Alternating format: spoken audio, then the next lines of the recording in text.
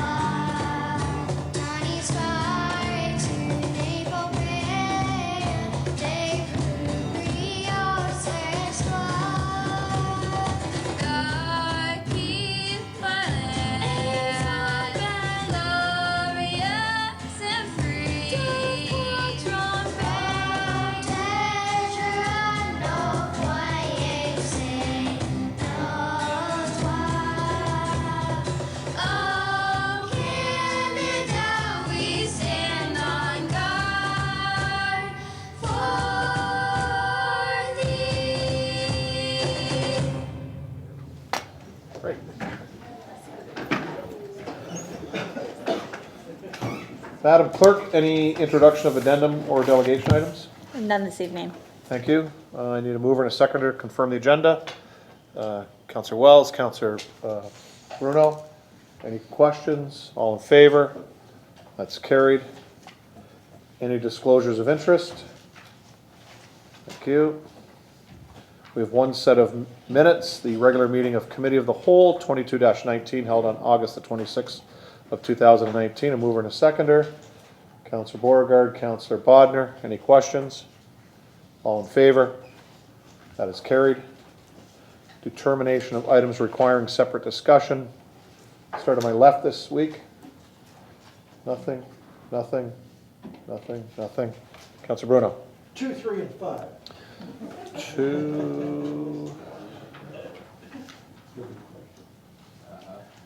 2, 3, 5.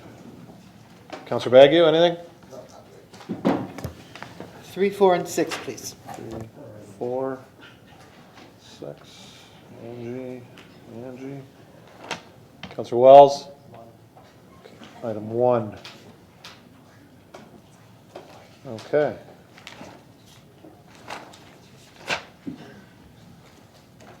So that's everything. I don't think there's anything left, is there? No, everything's been drawn. Okay.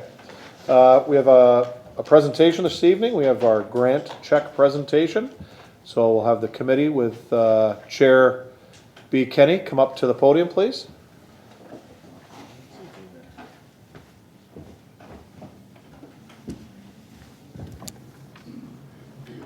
Good evening, ladies and gentlemen. We're here this evening to once again present several community grants to nonprofit organizations who serve the residents of the city of Port Colborne. Several years ago, council formed a committee who oversee the semi-annual contributions back to the community, and I always call them contributions back, and because that's exactly what they are. There are 3 members of council, and they're behind me. We have His Worship, Councillor Beauregard, Councillor Gary Bruno, and then the members of public are myself and Brenda Hames, who could not be here tonight.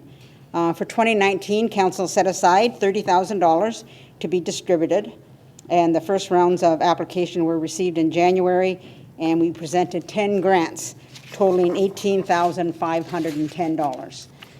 With our second round, we didn't have as many applications, but they were received on June 30th, and we discussed them and came back with a grant of totaling $9,325. We also have approved a grant to the Friends of Roselawn, a $1,200 grant, and they will be receiving that grant at the time their work that they've asked for the project they're working on proceeds. The grant is to replace the old gas stove that's in the kitchen, and that really to be repaired. It's probably older than me, and that's pretty old. But anyway, we're going to call on representatives from the community, and I'm going to ask the committees.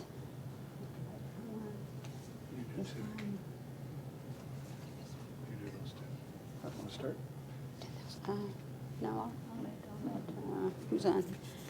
Rita Smith and Monica Pickersgill from Community Living. I know they're here this evening. I saw both of them come in.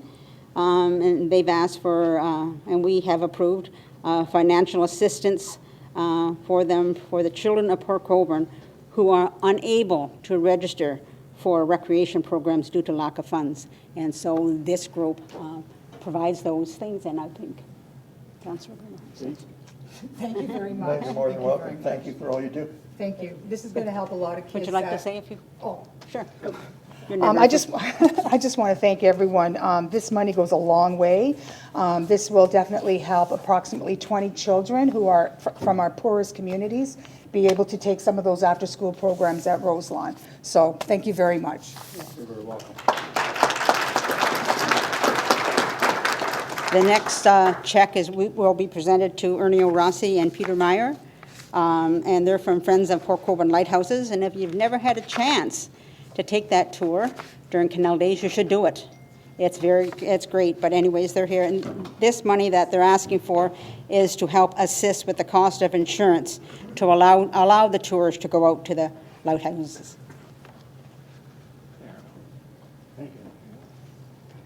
Oh, certainly. Thank you. Good to hear.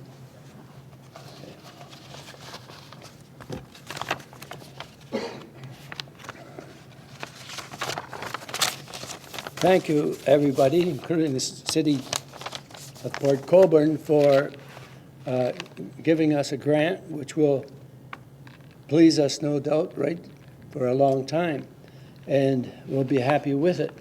But we're going to be happier as we proceed, because I'll read you the three major objectives that we have with, and what we intend to do with this gift. Number one, to preserve, maintain, and support the preservation and maintenance of the lighthouses located on Lake Erie in Port Colborne, Ontario.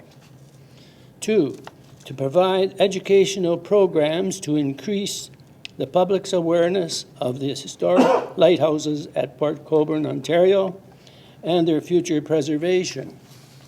Three, to take initiatives and programs to keep the lighthouses at Port Colborne, Ontario, open to viewing by the public. Thank you very much.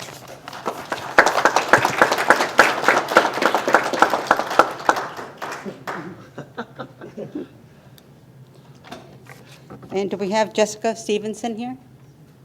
There we go, great.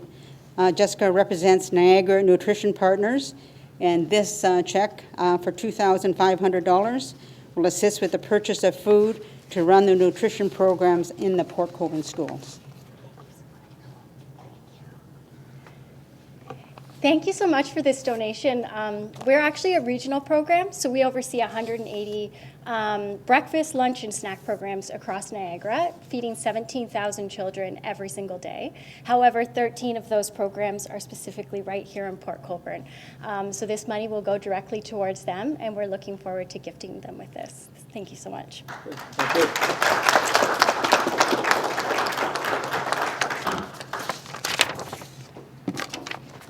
The next check to be presented is to Jane Nye and Nancy Salvage. They're both here. Great. And this is for the Port Colborne Fair Trade Town Committee. And it's to purchase a new banner, advertising, and printing for the Fair Trade Crawl and the 10-year celebration, and it's for $725. Oh. Thank you so much, and thank you to the city, the Fair Trade City of Port Colborne for this gift. We will use it to continue to promote and establish ethical and sustainable trading practices so that everyone can have a decent living. Thank you.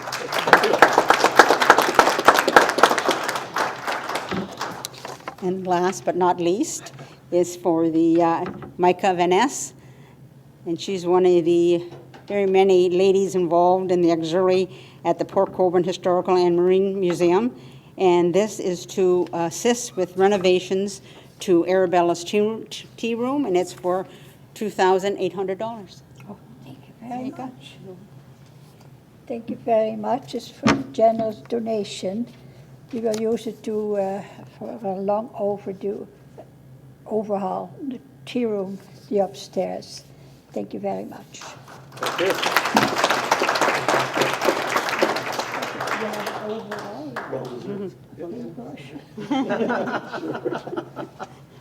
Now she wants us to grab a paintbrush, so that's, but that's great. Thank you, members of the committee and members of the public who have come to this evening. And it's always a pleasure as chair to make these presentations and give back to the community. I think it's a great thing to do with our little nest egg, as long as council keeps that little nest egg to keep giving back. Okay, thank you. Thank you.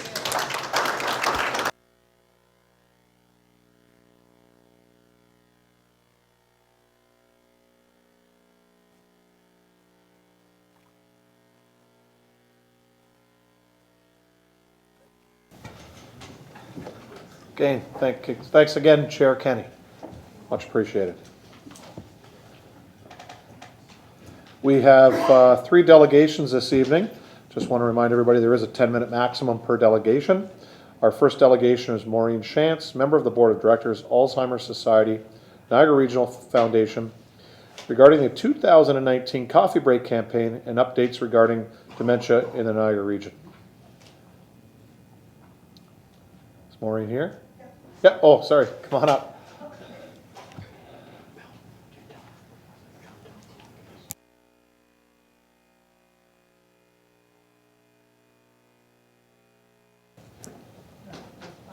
Yep, just press the red button. Okay, good. So, Mayor Steele, members of council, city staff, and members of the public, thank you very much for the opportunity to appear before you this evening as a member of the Board of Directors of the Alzheimer's Society. And I'm going to take a few minutes just to share with you the information about our annual Coffee Break campaign, which is now in its 24th year. So Coffee Break actually kicks off on Friday, September 20th in St. Catharines at the Niagara Regional Headquarters with coffee and treats with this year's honorary chair, who is Jim Bradley, the regional chair of Niagara. There'll be an official flag raising, and from 10 a.m. to noon, you're invited to come and enjoy a coffee and treats while supporting the Alzheimer's Society of Niagara Region. So Alzheimer's disease, which is already the seventh leading cause of death in Canada, continues to grow as a public health concern as the number of Canadians with dementia rises. The latest stats from Alzheimer's Canada indicate that as of today, there are over 500,000 Canadians living with dementia, plus about 25,000 new cases diagnosed every year. Roughly 56,000 Canadians with dementia are being cared for in hospitals, even though this isn't the ideal location for care. The combined healthcare system and out-of-pocket caregiver costs are estimated at over $10 billion per year to care for people living with dementia. Dementia doesn't discriminate. It can affect anyone regardless of your background, education, lifestyle, or status. It's not a normal part of aging. It's one of the fastest growing diseases of our time, but still has no cure or effective treatments. Dementia is also a health condition with important social implications that impacts our communities. There's often a lack of awareness and understanding of dementia, resulting in stigmatization and barriers to diagnosis and care. In the Niagara region, there are over 10,000 people experiencing progressive dementia, and the number of cases continues to grow every year. Last year, we saw over 2,000 new referrals to our society and educated more than 12,500 Niagara residents and frontline staff. Our service provision includes all individuals impacted by the diagnosis of dementia, and including their spouses, families, children, and friends who also need the education and support to facilitate lifestyle, health, and wellness changes for their family member. The Alzheimer's Society of Niagara Region is a recognized leader in the field of dementia care. Our vision is a community where individuals with dementia and their care partners are fully supported to maximize their quality of life and well-being. We enhance safety and independence within the home and community, strengthen resilience and coping capacity, ensure that people living with dementia continue to participate in family and community life for as long as possible. We offer people living with a dementia a welcoming place where they can access information and support, as well as connect with others who share a similar experience. By accessing the education, personalized in-home support services, and the wellness programs that are offered, families can better understand dementia, navigate the health system, and access the resources they need when they need them at every stage of their dementia journey. We've had wonderful success with many of our programs and services offered in the community, such as brainwave cafes, support groups, minds, emotions, and friendly visiting, aging and dementia simulations, and numerous other educational series. Our family support counselors do in-home visits in every municipality in the Niagara region. To support such a large variety of programs that are provided at no charge to individuals or their families, our society must raise over $500,000 each year, and Coffee Break is one of our biggest events. Coffee breaks are an opportunity to invite your friends, family, neighbors, co-workers, clients, and customers to come together to enjoy a cup of coffee or other beverage, and even treats, in exchange for making a donation to support the work of your local society. Hosting a coffee break is really quite easy to organize and provides a fun social opportunity. So our society supplies each host with a free kit, while hosts supply the people and the place. So the kit includes the coffee for that first pot only, which is supplied by Barclays and Todd's. There's signage and literature, as well as a donation box to support each event. And there's some promotional items from the sponsors, who include Giant Tiger and St. Catharines locations, J&L Flooring, and Seniors on the Move. September 21st is the World Alzheimer's Day, and popular attractions across the country are actually going blue for Alzheimer's. In Niagara, the Falls, the Peace Bridge, and Welland Canal Bridge 13 are going to be illuminated blue. We invite you to wear blue that day in support of those living with dementia, and perhaps even host your coffee break on World Alzheimer's Day. Coffee breaks can be held any place, in the workplace, in the homes, community centers, schools, and churches, just about anywhere you can have a social gathering, and where coffee and other beverages can be served and a donation collected. So it's up to the community to look at where it's the most appropriate and where it'd be the most foreign, whether it's a barbecue or open house, raffle, dress down days, selling coffee cup cutouts, or rounding up your bill at the cash register. So the campaign actually runs from September through to December, so you can choose an event date that's convenient for you. No coffee break event is too big or too small, and each one truly makes a difference in the lives of those living with the effects of dementia in the Niagara region. Thanks to this council and over 100 hosts, including the Knights of Columbus Council, 33732, Port Colborne Seniors Advisory Committee, and Portal Village, to name a few, we raised close to $60,000 last year. Organizing or taking part in a coffee break event in community not only raises much needed funds, but it can raise awareness and encourage discussion about Alzheimer's disease and dementia. You ensure that individuals and their families, your loved ones, friends, and neighbors, know that they're not alone in this journey. Please consider hosting a coffee break event this year and make your coffee count. It's a fun and easy way to show your support for the Alzheimer's Society.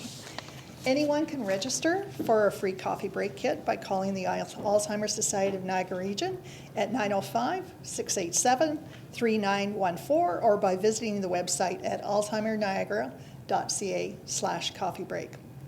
Thank you for the time this evening and your consideration in making a difference in your community today and making memories matter. Mayor Steele, may I please present with you your coffee break host kit. And enjoy your first cup of coffee. Great. Thank you very much. Okay.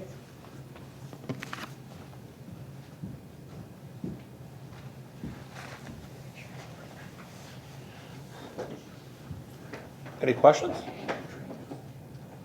No? Yes? Thank you. Just through you, I'd just like to let everyone know that the Port Colborne Seniors Committee will again be hosting the coffee break in the Port Colborne Market. It will be on a Friday in October. We haven't confirmed that date yet, but we'll be doing it then. Thank you, Counselor. Maureen, thank you very much. Our next delegation is Putsy Madronich, host of the Canadian Author Series, regarding a request for fees to be waived for rent at the Roselawn Center for September the 2019 to May 2020 season.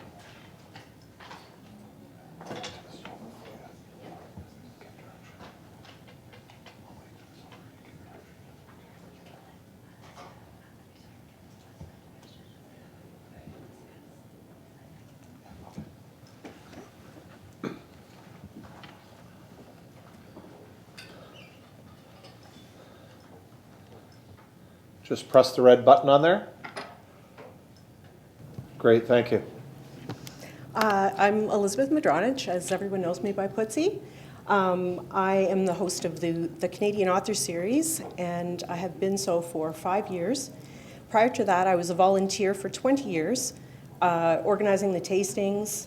Some of you may know me from Art Crawl. I was one of the founding members of Art Crawl and worked on that for many years and still am.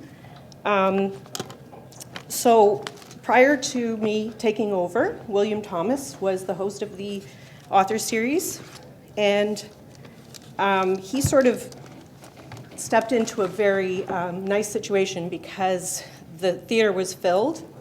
So we had about 200, almost 300 people that were coming to the Author Series at that time. And what happens is there's sort of natural attrition, and people, as they get older, stop coming out. And we do have a lot of elderly people that are part of our group. And sorry, I just rushed back from the airport and rushed in, so I can hardly breathe. Anyway,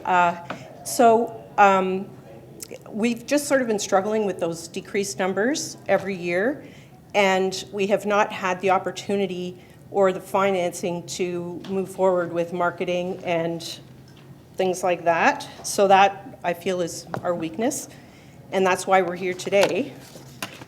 And I just need to grab some notes here.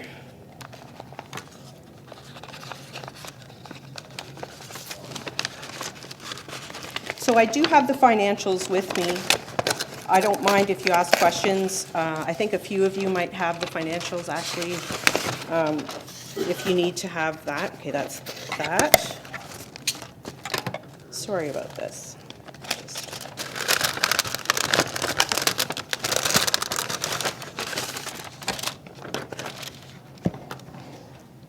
Make sure I have the right glasses.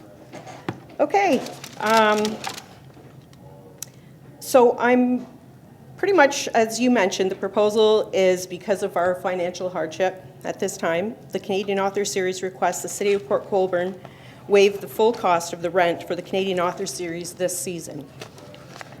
The Canadian Author Series is a well-known, highly respected series that has been running for 25 years. It has put Port Colborne on the literary map and is considered to be one of the best series of its kind in Canada. It features high-quality cultural entertainment at its best, with authors such as Margaret Trudeau, Peter Mansbridge, Pamela Wallen, Amanda Lang. I'm going to go on with a few of these, so I hope you don't mind. Margaret Trudeau, Pamela Wallen, Amanda Lang, Lloyd Robertson, Rex Murphy, David Suzuki, Farley Mowat, Pierre Burton, Margaret Atwood, Colin Mockery, Conrad Black, Steve Smith, or Red Green, actors Gordon Pinsent and Mary Walsh, Mordecai Richler, Stuart McLean, Lawrence and Dan Hill, Sylvia Tyson, Joy Fielding, and athletes such as George Chavallo, Silken Lauman, Ken Dryden, and Clara Hughes. Our series runs once a month from September to May, omitting December and January. The readings are held in the theater at Roselawn. We utilize the President's Room for a wine tasting prior to the reading and for a book signing afterwards. For about an hour and a half, we use the theater. For about 2 hours, we use the President's Room and upper bar area. And the green room is used as well. So why are we asking for help? We do not have enough money to run the series this year. After the acid test of income minus modestly projected expenses, there's just over $2,000, which will not even come close to compensation for the full year of work organizing the series or any unexpected incidentals like plane fare or limo service for an out-of-town author or marketing and advertising. I have reached out to other organizations to see if they would be interested in taking over the series, but they have neither time nor the manpower to do it. These include the library, the city, Friends of Roselawn, our own volunteers, and sponsors. And we are down 2 sponsors this year. So we do have still 4 sponsors left, but we had 6 at one point. So sort of a culmination of a lot of things. Our numbers are down, and we need to figure out how to combat natural attrition, as I had mentioned earlier. We have 82 members this year, but the members that are there are very loyal and really enjoy it and are very faithful to their attendance. I keep wondering how much more it can drop and just keep hoping that, we're going to reach a limit. But we need to get more people in, obviously. We had 112 members last year. Book sales have dropped dramatically because our number of subscribers has decreased. We need time to figure out marketing strategies. We need to buy a year to turn the series around and at least give it a chance after 25 years. So, sustainability. We would like to market the series properly, and this has not been done in the past, mostly because of the money. And also, I just need more help, really. I'd like to sell corporate passes to businesses to purchase tickets as incentive for employees and customers. I'd like to tap into the Niagara Falls market and other surrounding Niagara areas. Applying for grants, cross-promote with other author series, apply for hydro funding, flyers to be put on seats at all the other events at Roselawn and elsewhere, getting an advertising sponsor, working on getting additional sponsors for this season. Does that mean my time's up? No. Oh, okay. Glass bell. The last post, no. Okay. If we are unable to accomplish some success this year, I would like to address the city to see if it would take over this wonderful series, because it would be a shame to see it go. I had a meeting with Scott Louie, Ashley Grigg, and Julian Douglas. We discussed potential ideas for sustainability. We would like to work with any of the city's resources it can make available to us, especially for marketing and advertising. We have already been working with the library, and they have been helping us sell tickets, and I would like to develop this partnership further. My goal is to get 60 new subscribers for next season and keep building each year. I guess my closing remarks, imagine if a successful Port Colborne hockey team of 25 years was struggling and could not pay the rent for their ice time for a season. Would you support them or let them go? I'm hoping that this council has compassion for cultural initiatives, because without your support, this 25-year-old Port Colborne gem will end. If the Canadian Author Series is over, there will be no Roselawn rental income from us next year or the next 25 years after that. On behalf of the community, our dedicated subscribers, our volunteers, and me, please support us now so we can support the Roselawn in the future. Thank you for your consideration. Good, thank you, and we'll take questions from council. Councillor Bruno. Your Worship, I'm just wondering if we could break with the usual procedure. I mean, if there's been a discussion with Ashley and the CAO, I'm wondering if we could hear a synopsis of that, because I'd rather not ask a question that they're already going to answer. Any chance we could have that? Yep, definitely. Staff, you want to start, Scott? So through your worship to Councillor Bruno, I will turn it over to the director and let her speak after I give my sort of synopsis of what I think the meeting was. It was not my first time talking about the author series with Putzi. The last time was quite a few months ago, I think, and I think Ashley was involved at that time. But this was last week. And really what we landed on is really three options to help with the sustainability of the series. We recognize it as an important arts and culture initiative in the city. One option was the city taking over the event and running it as a city event. In my own words, I think that Putzi wanted to remain involved, possibly in a staff role with the city. And I didn't know if that was really suitable for the city because of hiring practices and whatnot. Typically, we have an open competition for jobs. We don't award a job to someone. The second option, as identified in the presentation today, was some kind of a hydro grant. I don't know if all the tests would be met to qualify for a hydro grant, specifically around not-for-profit status and so on.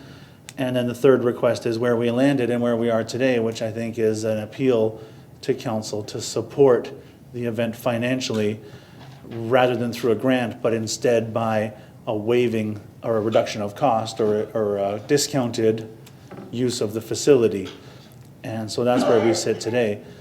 We did suggest a few, we brainstormed. I don't think we came up with any ideas that Putzi hadn't already had, being the boots on the ground at the operation. We talked about marketing, we talked about cost containment, we talked about volunteers stepping up to the plate to help lighten the load.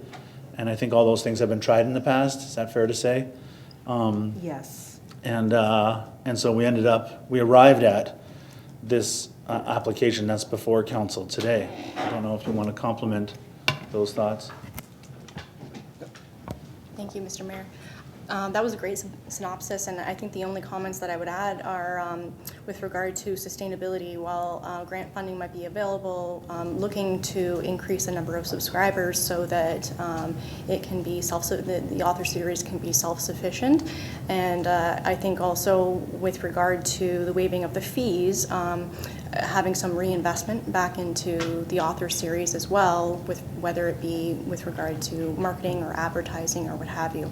So I think those were the other comments that I would make, and happy to answer any more questions from council. Thank you, Ashley. Councillor Bodnar? Thank you, Mr. Mayor.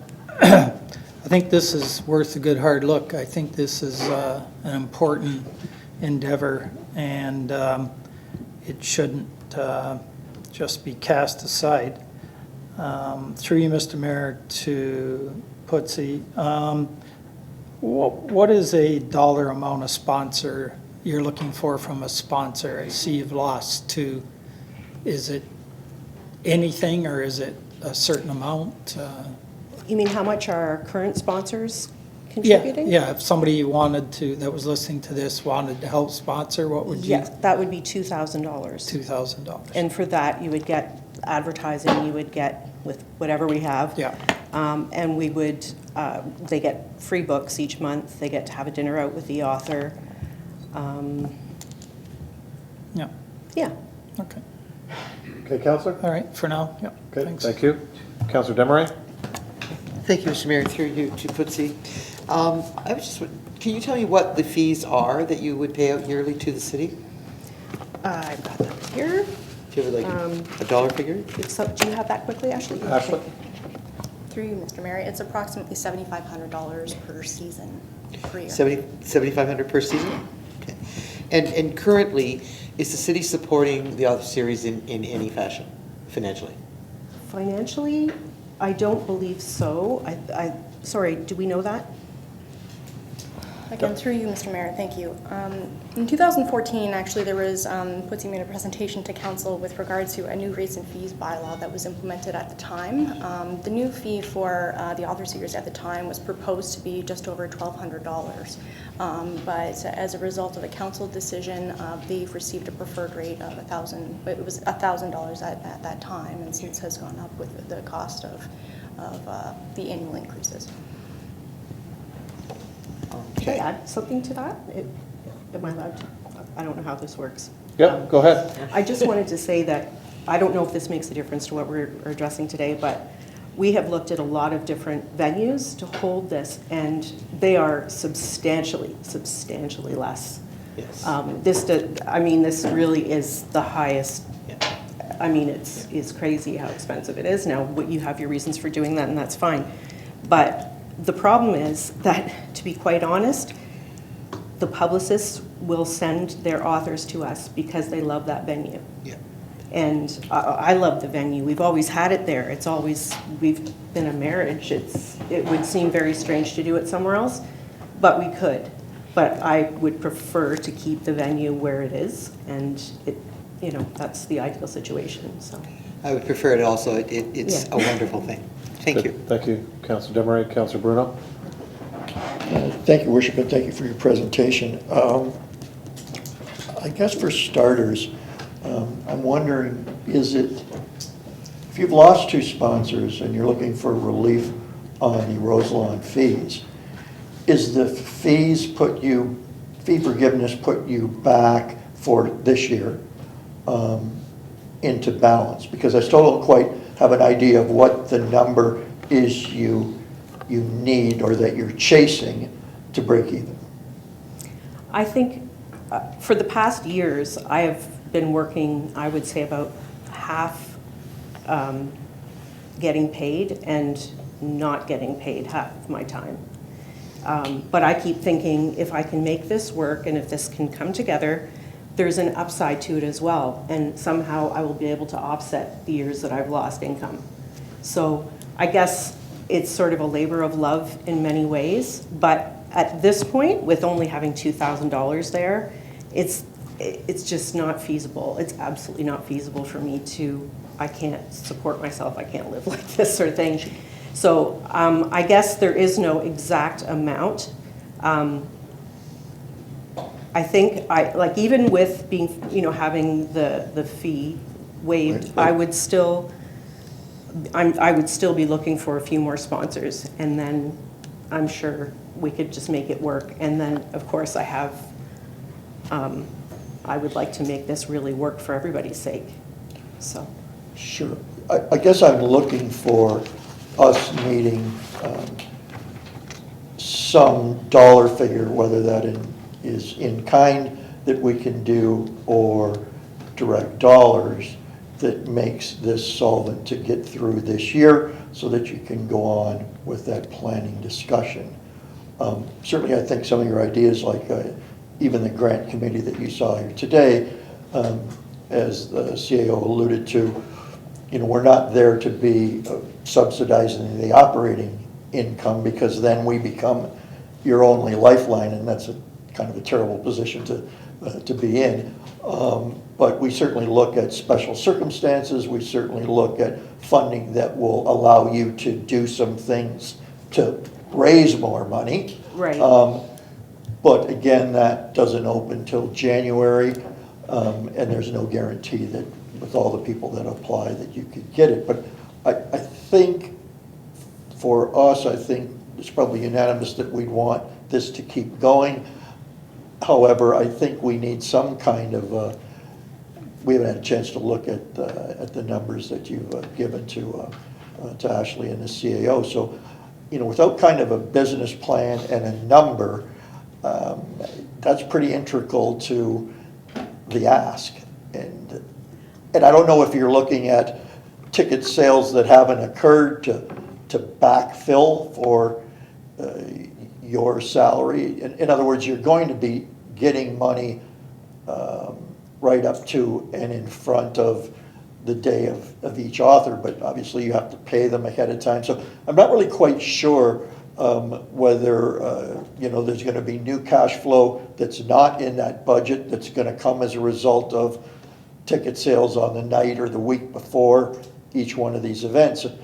I'm really kind of flying blind with your ask. And I think you need to know pretty darn soon.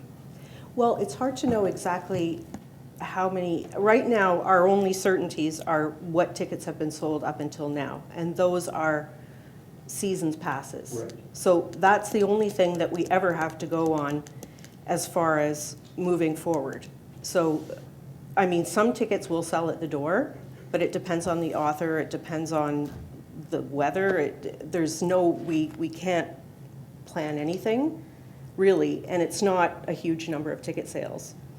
So really what we have here, and I can give you a copy of this, is everything that I have to go on. And the other thing was that through the summer, I have to work all summer as well, because I'm planning, I'm booking authors, people are calling, usually people are calling. This time, I didn't get as many people signing up over the summer, which we usually do. So usually the bookkeeper will come to me and say, okay, you know, here's what it looks like. But we never really know until September, but I've already done all the work to get authors. So it's a very difficult way to, you can't run it like a normal business where you can have proper projections and figure out what you're doing. So that's why I'm here and why it's such a late time. But you're welcome to look at whatever I have, the income statements. I have nothing to hide. I'm probably not answering your question. I'm doing the best I can. That's right. Let's see, what's your first date? What's the opening night? The first date is the 26th, so in a few weeks of September. Okay. Yeah.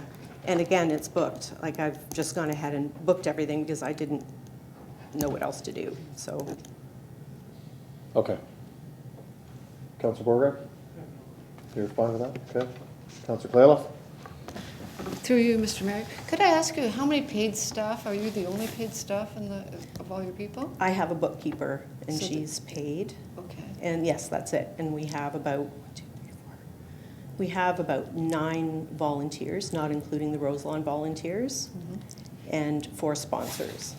And are the authors paid when they're coming to do the? They are. Is it a stipend, or are they paid substantially? Yeah, it's $250, so it's not much. And the only reason we can get such good authors is they have to be on tour. And if you have a good relationship with a publicist and you don't say anything to tick them off, then they're happy to send them to you. And they also have book sales, I understand. I've been to Yes. them. Yeah. So they have book sales. Do you receive any monies from the book sales? Right now, we're barely breaking even on the book sales. When things are going well, then we can make money on book sales. So, yeah, it just really depends on getting bottoms into those seats, and then everything is fine. I guess I kind of agree with Councillor Bruno. This is a tough ask only because we're not seeing a business plan. I'm not seeing moving ahead. You know, just to give you the money now, are you going to be in the same position next year if nothing's going to change? To make things different, you know, to bring more people in, to do those advertising things. Can you do that by yourself? Like, you know, you're talking about all the things that you do to make this happen. No, that's a very good question. I'm going to have to find some more help to assist me, because it's a huge job, and I'm definitely going to have to get some more volunteers. Have you thought about taking a year off and kind of falling back and regrouping and looking at this and going back at it? Absolutely not. That would be the kiss of death for something like this. Once you build up momentum in these situations, you've got to keep it going. You're going to lose all the people you already have. Okay. So no, I would not consider that. Thank you. Okay. Councilor Bader?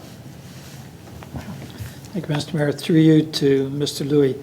I think we're all kind of wrestling with the fact we'd like to help, but we got to do it in a manner that we've done it with everybody else too. If, through you, Mr. Mayor, to the CAO, we had not a report, but comments from staff. If we were to ask for a staff report and this come back to us, can you see anything different in there than what you've alluded, both you and Ashley, tonight? Is there ideas that could be put in there? We're lacking a little bit of ground to work with here. Through your worship to Councillor Bonner, I mean, I think all the facts are before council this evening. I don't think there's anything that we could go back.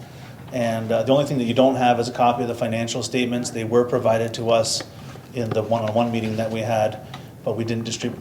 I didn't think the onus was on us to distribute those to council.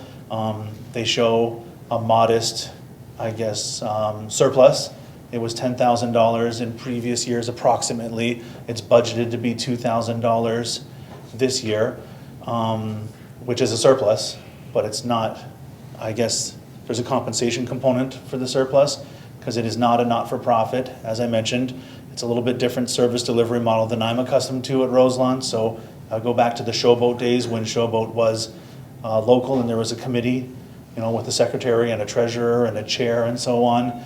That's not the service delivery model here. For those reasons, I mean, you're correct. When you first turned this over to me, you alluded to the fact, I think if I can finish your thought, that there are other people who do use the facility. I think there would be eyes on council if we were to waive fees for some users but not others, and then we end up in a slippery slope where we have to choose where taxpayer money is being directed to support certain agents or agencies operating in city facilities. So for that reason, I think everything that's before you today is what you're going to see if you asked for a report in 2 weeks at another meeting of council. Counselor? So I'm not prepared to give up on this. I don't think I think we need to look at ideas and solutions and see if we can put our heads together and come up with something here. Mr. Mayor, through you to Putzi. So you've already committed, obviously, to a number of authors for a number of months this year, or have you filled out the whole I filled schedule? Six. Six, okay. So 6 in a row, like the next 6? Yes, I'm sorry, maybe it's 5, because I have 2 left to fill. Sorry, it's Okay. 5. So you're into how many months that you're That would kind of be, full? and they are in a row. So it would be Okay. September, October, November, February, and March. Okay. So I wouldn't like to see us say no tonight, but I'd like to see us say, can we work on this somehow? I just think it's too important just to say, not everything's there and sorry about your luck and see you later. That's not what I'm looking for. But I wouldn't mind seeing the financials just so, I think they should be shared with all of council so we can have a look at it. We need some comfort level to move ahead with this. And I'm sensing not everybody may have that comfort level, myself included. I want to see us do something, but I don't know how to do it just yet. So can this, Mr. Mayor, through you or who's ever got some ideas, how can we have this come back? Well, the direction of the staff, but just one question with regards to that. Let's see if we have, depending on the direction of this council, our next meeting is October the 15th. So if we come up with a solution for that meeting with a report coming to council, is that too late, or is that you can work within those timelines? I can. I guess the only concern I have is that at this point, I could still cancel everything. I mean, I don't want to, but I could send checks back to all the subscribers. I could call all of the authors and all the publicists and cancel everything. It just makes it a bit more tricky once you launch into the season. Not to say that's impossible. I mean, I'd like to work this out as well. I'm not trying to be difficult, but that is still an option. And as far as me being paid or anything like that, that's not a concern at all. And I don't use any of the money as I'm moving through the year, because it has to be reserved until the last event. Yeah, because there may be some issues of what the Municipal Act allows us to do. Right. There is a term called bonusing, and we've really got to be treading carefully on how we treat organizations and how those organizations are registered. And I think the CAO spoke about that, whether you are a not-for-profit, whether you're a registered charity, and so on and so forth. So I think tonight for us to make a decision is hard because we may not have all that information. And I know senior staff here have talked to you about this, but I know you're coming forward on September the 26th, but it just may be a difficult thing for us not having all the information tonight, what I'm hearing around the table, that we may have to wait till October. So you may have to work with us on this to get things going, so. Because what I'm hearing now from what you've stated and what the CAO has stated is the fact that right now, it's not like you're losing money and you can't pay your bills. There's a stipend component to your organization that is not being fulfilled based on loss of sponsors and loss of ticket sales or yearly yearly season tickets, I guess. So I just want to make sure that before we come up with a decision here, we're just going to make sure that everything what we may come up with works. Because to be quite frank, I don't want to leave any time where a delegation comes forward for something like this where we just receive it, because that's where it dies. So if council can give direction, then at least, you know, and if the direction is no, it's no, but not just to receive this, because in essence, that's what we're saying is no. So if we can come forward with a report, with a motion today, whether it be for a report back from staff, which will come in October, or whatever else council may come up with. So I just want to make sure that we're going in the right direction, and that we do things correctly. Okay. Okay? That sounds, that being said, I agree with, the only thing is that as far as looking at the financials, it's very, it's one page, it's not a lot. Yeah. And it all boils down to this 2,845.64. I can tell you that right now. I could even go through this right now. I don't think that looking at this is going to Change things change tonight, anything. because you've given us the final number, so. Right, So, so it's- so if I'll put it this way, if we said no tonight, and you ran your season, at the end of the season, by what you're saying there is you'll have a small surplus, correct? Well, I'm not even sure if I will have that. Okay. Because things come Things up. can So happen, it's a yeah. very, But tentatively, based on what your forecast is, Right. there could be a small surplus, just so Right. we know that. right, Okay. right. Counselor Bodnar, anything more to add? Through you, Mr. Mayor, but see, what does how much a year would it cost me if I wanted to join? What's the subscription or whatever it is? For one person, it's $160. $160. And that includes the tasting, the wine Right. tasting, plus, so it works out to be about $25 an evening. Right, Okay, Counselor? okay, yeah, and I'd be prepared to make a recommendation after I hear from anybody Okay. else. Counselor Bruno? Thank you. Maybe there's something I'm missing here, because I think Councilor Bodner's on the right track here with, I think it does have to be a report, but, you know, we've asked a couple ways around if, you know, the lights are gonna go out and you can't do the 26th, but tell me if I'm wrong with this. So I understand that you've got, you run through May, so you've got, what, 6 authors? Seven events. Okay. So the reality is you have some sponsorship, you have some ticket sales, you'll have an invoice from us after you use the September booking. So Right.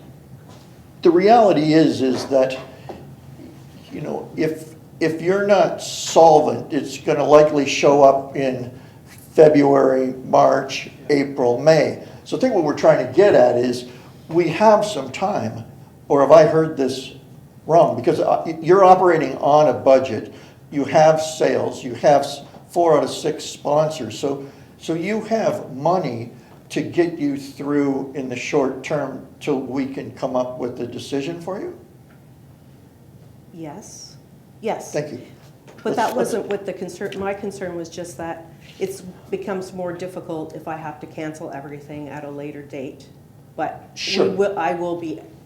we can just do it that way, if that works for you. Well, I think we would not want it canceled, and I think we would, you know, your rollout, because I think that if you ever had to cancel, heaven forbid, you know, you'd have a refund policy and all that stuff. But I think what we're trying to buy here is 60 days or 45 days, not the season. And if you can assure us that we can do that, then we can come back with an answer one way or another, or a plan. Can you work with that? Yes, I can work with that. Great, thank you. Okay, Counselor? Thank you, Mr. Mayor. To me, this sounds more about having some security and some peace of mind that next year can happen than actually getting through this year. It looks like this year could actually happen. And maybe forming a partnership with the city that allows this to go on for years to come. And I think we should be really aware that we need this. We need this very, very badly. It's another marketing tool for Port Colborne. It makes a huge difference.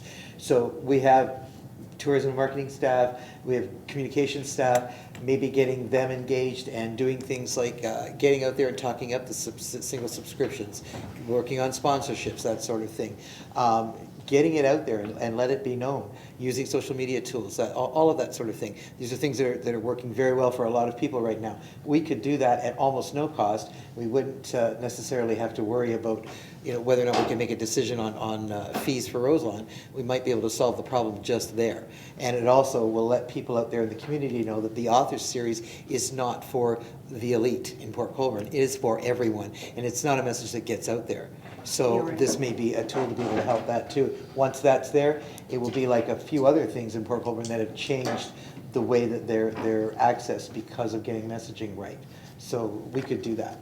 That's what I'd like to see us do. Okay, thank you, Councillor. Councillor Bodnar? Thank you, Mr. Mayor.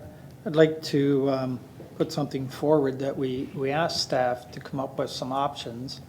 I understand they're limited, but let's start thinking how this could actually work and do it for that October meeting. Yep, Was you that can put a October date to that. Yep, October the 15th would be the date. 15th, if that makes sense to staff. Can I ask staff, is that a doable thing, at least to, even if it's some more talking points that we can bring some in, bring some out, and I think it's been said, we got to be careful that we don't treat this any different than a lot of other organizations that have come and asked us for some help.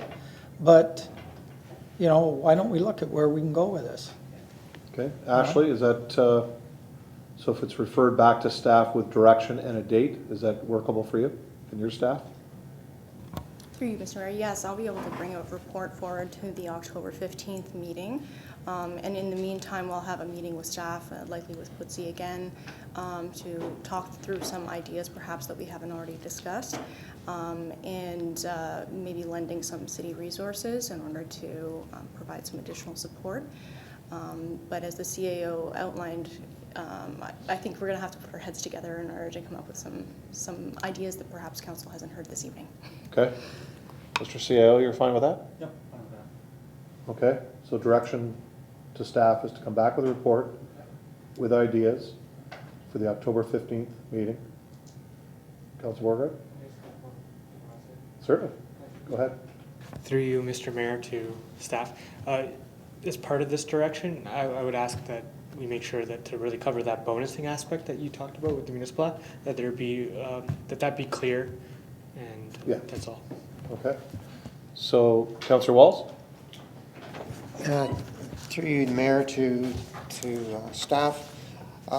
With the report, we also have conditions associated to some of this, because I know we waive a lot of fees, but we don't have any conditions to waiving those.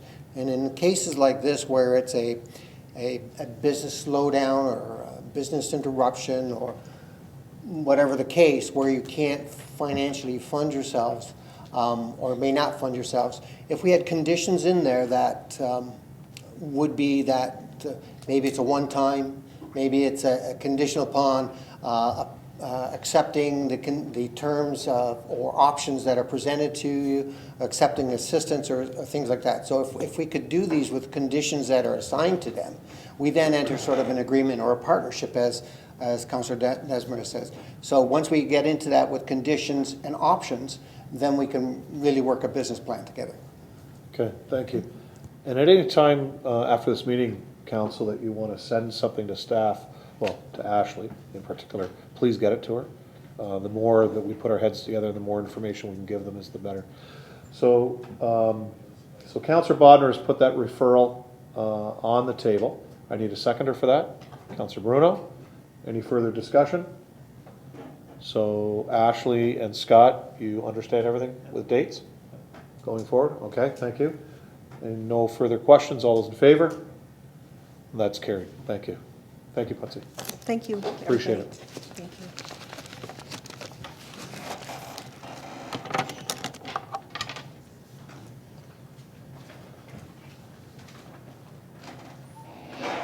Okay, our next delegation is Edward Hill. Request for fees to be waived for fire services for 144 Fair Street. Come on up to the podium, and the microphone is still on.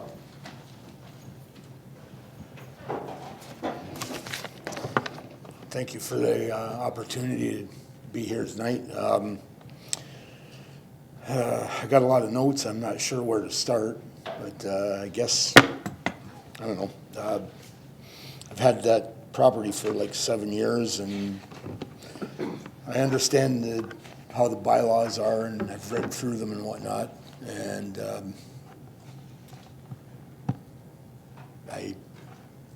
I know open air burning isn't allowed and all that, but for the last 7 years or so, I enjoyed my backyard with, like a little bit of an open fire, and then I'd cook on it usually.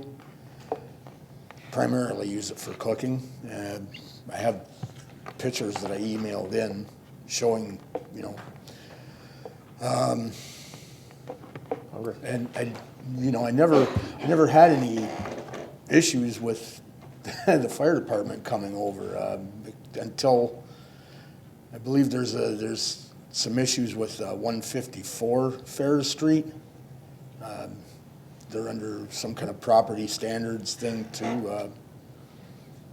Bylaws have been out there, and apparently they're a thorn in everybody's side in that neighborhood. Even the other half of the duplex was a week ago Saturday. They had a little get together, and they had some kind of small contained little, like a store-bought kind of thing, and they had a little fire in it, and they had to put it out. Kids were crying because they couldn't roast their marshmallows. Oh, well, you can have if you buy a propane kind of device from the hardware store or wherever, that's okay. I always thought, what I have is kind of makeshift, but I always thought it would be, kind of within the guidelines of the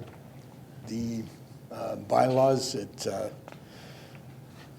unless it's full of ashes or something, it's like half full, and then it may look like the fire is not particularly contained. However, I usually keep it cleaned out, and well, when I got the one bill, the first one, I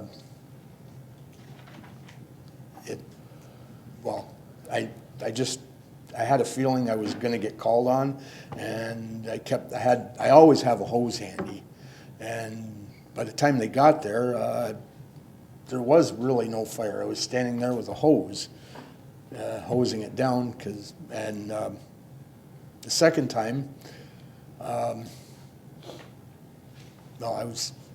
know I shouldn't have been probably burning anything, and I was told not to, but it was kind of half full of ashes, this third of an oil tank kind of thing I have. I was actually trying to burn whatever, after being hosed down a few times when the fire department did come, there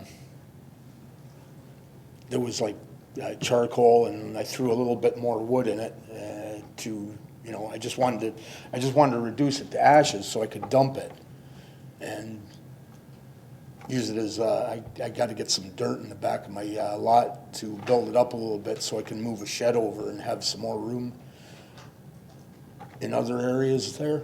So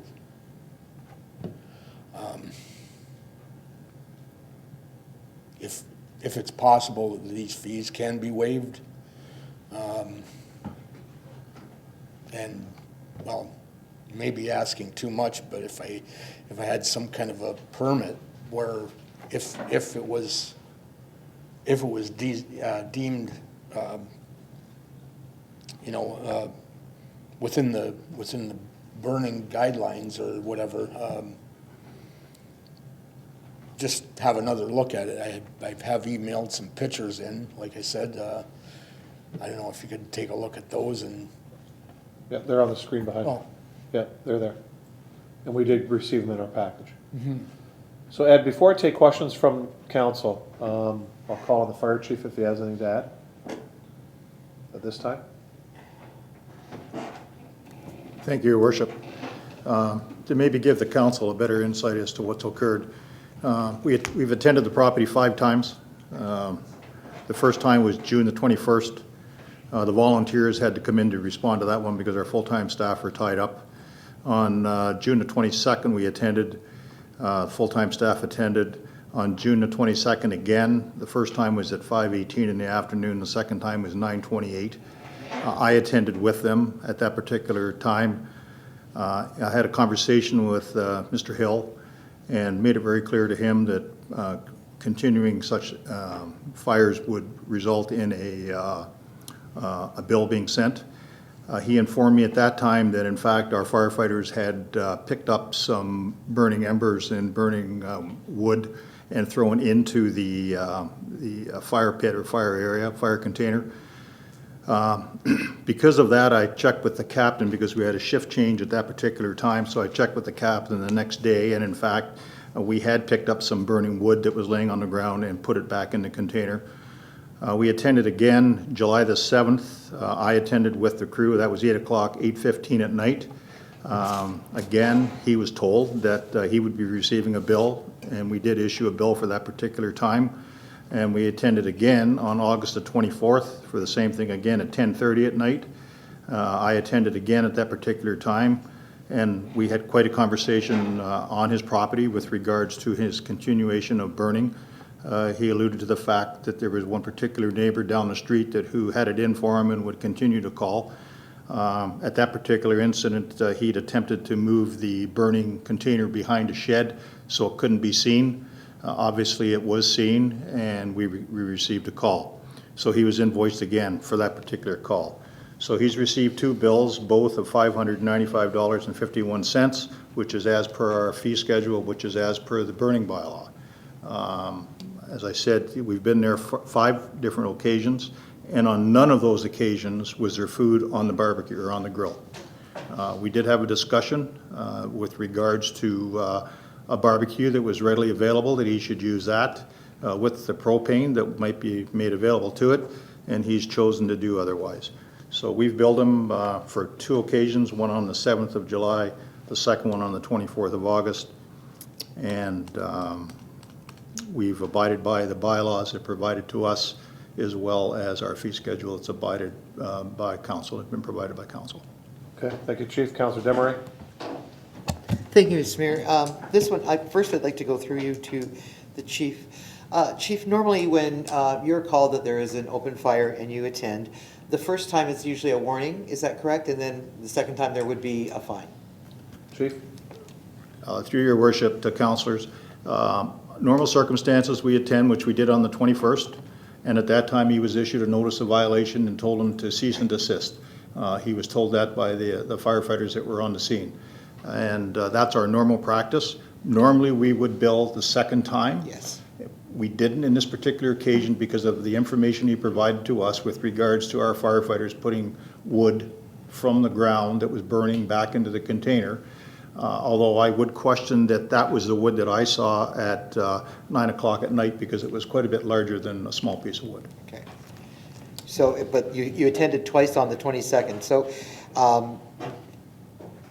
in reality, he could have gotten a fine both times on the 22nd, including the following 2 dates, correct? That's correct. Through your worship, normally we will bill on occasion the first time. If somebody refuses to put it out and we have to put it out, we do invoice the first time out, which the bylaw allows for. And that has happened in the not too distant past. But the reality is we normally would bill for the second time unless it's out of control or there's a refusal to put it out and we have to extinguish it. And it was made very clear that there is no open burning allowed, period. Through your worship, that's he was issued a notice of violation, and he was also told by the captains who were involved on the 21st and the 22nd, and he was personally told by me on the 22nd for the second call at 9:28 that having open fires is not permissible in the city. Thank you, Chief.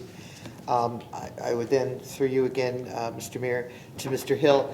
So, Mr. Hill, the fire department made it very, very clear to you that open burning wasn't allowed, but then you continued to do that not one time, but literally 4 times after the first time that they were there. And now you're asking to have some kind of permit to allow for more burning. At You least- need to understand that it is simply not allowed. At least waive these fees. Well- I'll cook on the Well, propane barbecue. A propane barbecue is set up to cook on. A fire pit is not. But in any case, you were given ample notice that this was not allowed and that a fine would be coming. And actually, you were excused from 2 possible fines. You could be looking right now double what you're fined with right now. Thank you. Excuse me. Ed? Okay. Yep.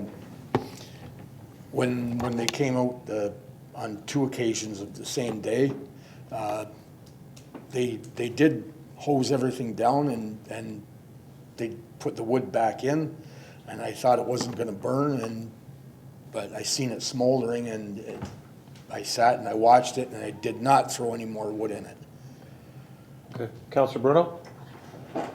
I guess I just want a clarification from the chief. I thought when you ran down through that, chief, that it was actually the 4th, so was it not the 4th and 5th times that the citation was issued? Through your worship to Councilor Bruno, that's correct. So there were 3 visits and 3 warnings? That's correct, your worship. That's all I have. Thanks. Thank you. Councilor Danch? And I know this came up probably a year or 2 back, and I used the idea that we can go to Shirkston Shores and have thousands of fires, but we can't have a fire in the city of Port Colborne. And I was pretty sure that was said that, no, if you had a responsible fire, that would be allowed.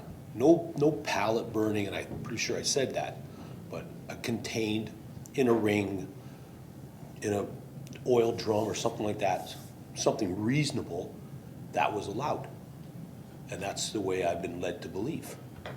Because I said, we got how many fires going on at Shirkston, and we can't have a fire in the city, and there's lots of white spaces. I mean, not that you did something right or wrong, because you're showing us food on a grill.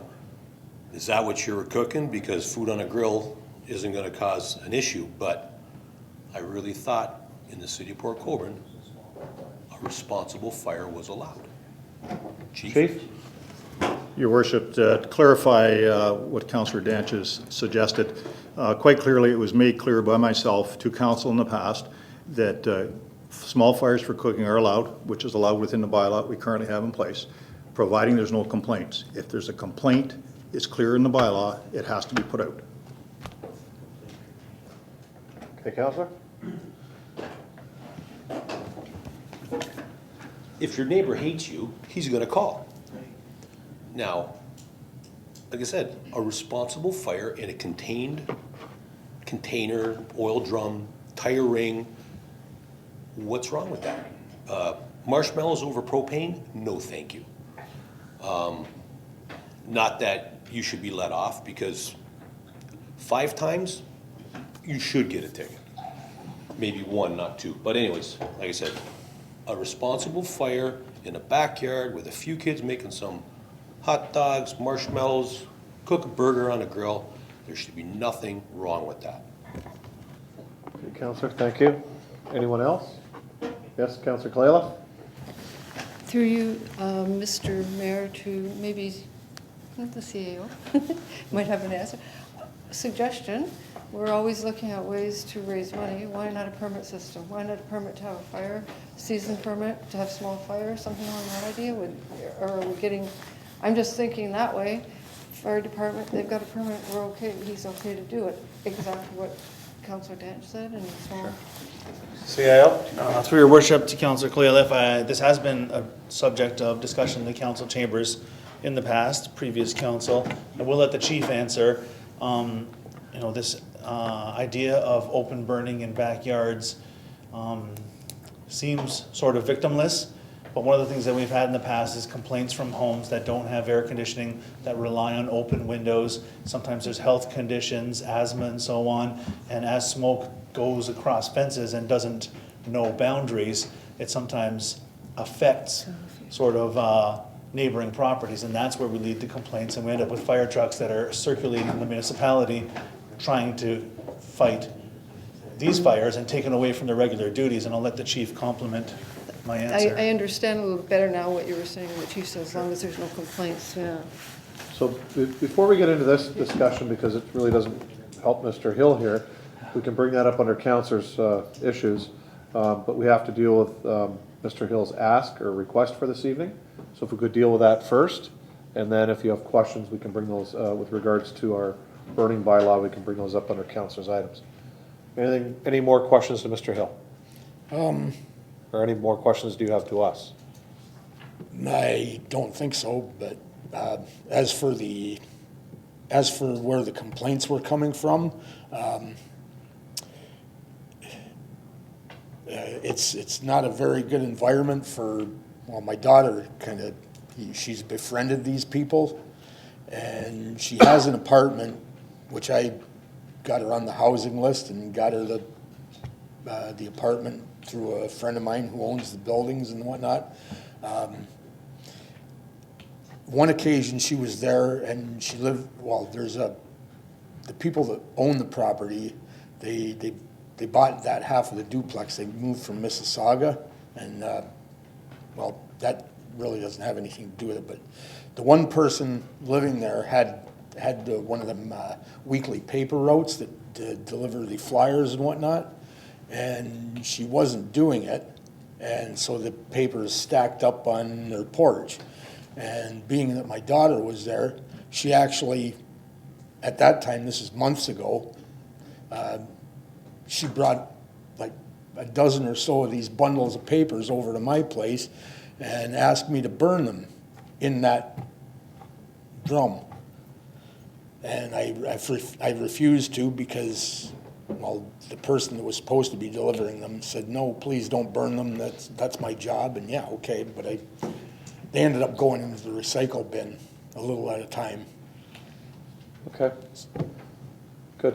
Thank you, Mr. Hill, and then we'll have something come forward before you leave. But you can sit down if you want. Okay, thanks.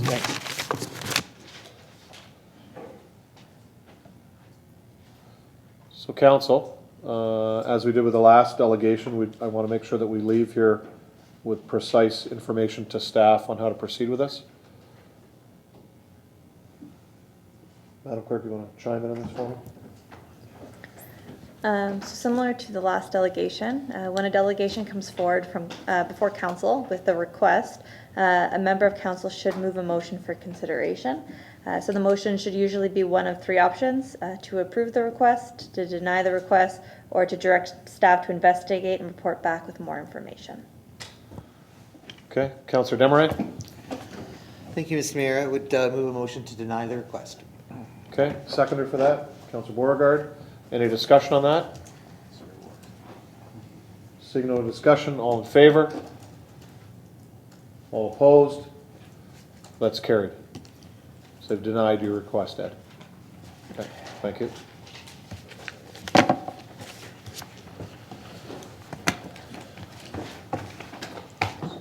So I'll take the hit for that one. Okay, on to the mayor's report.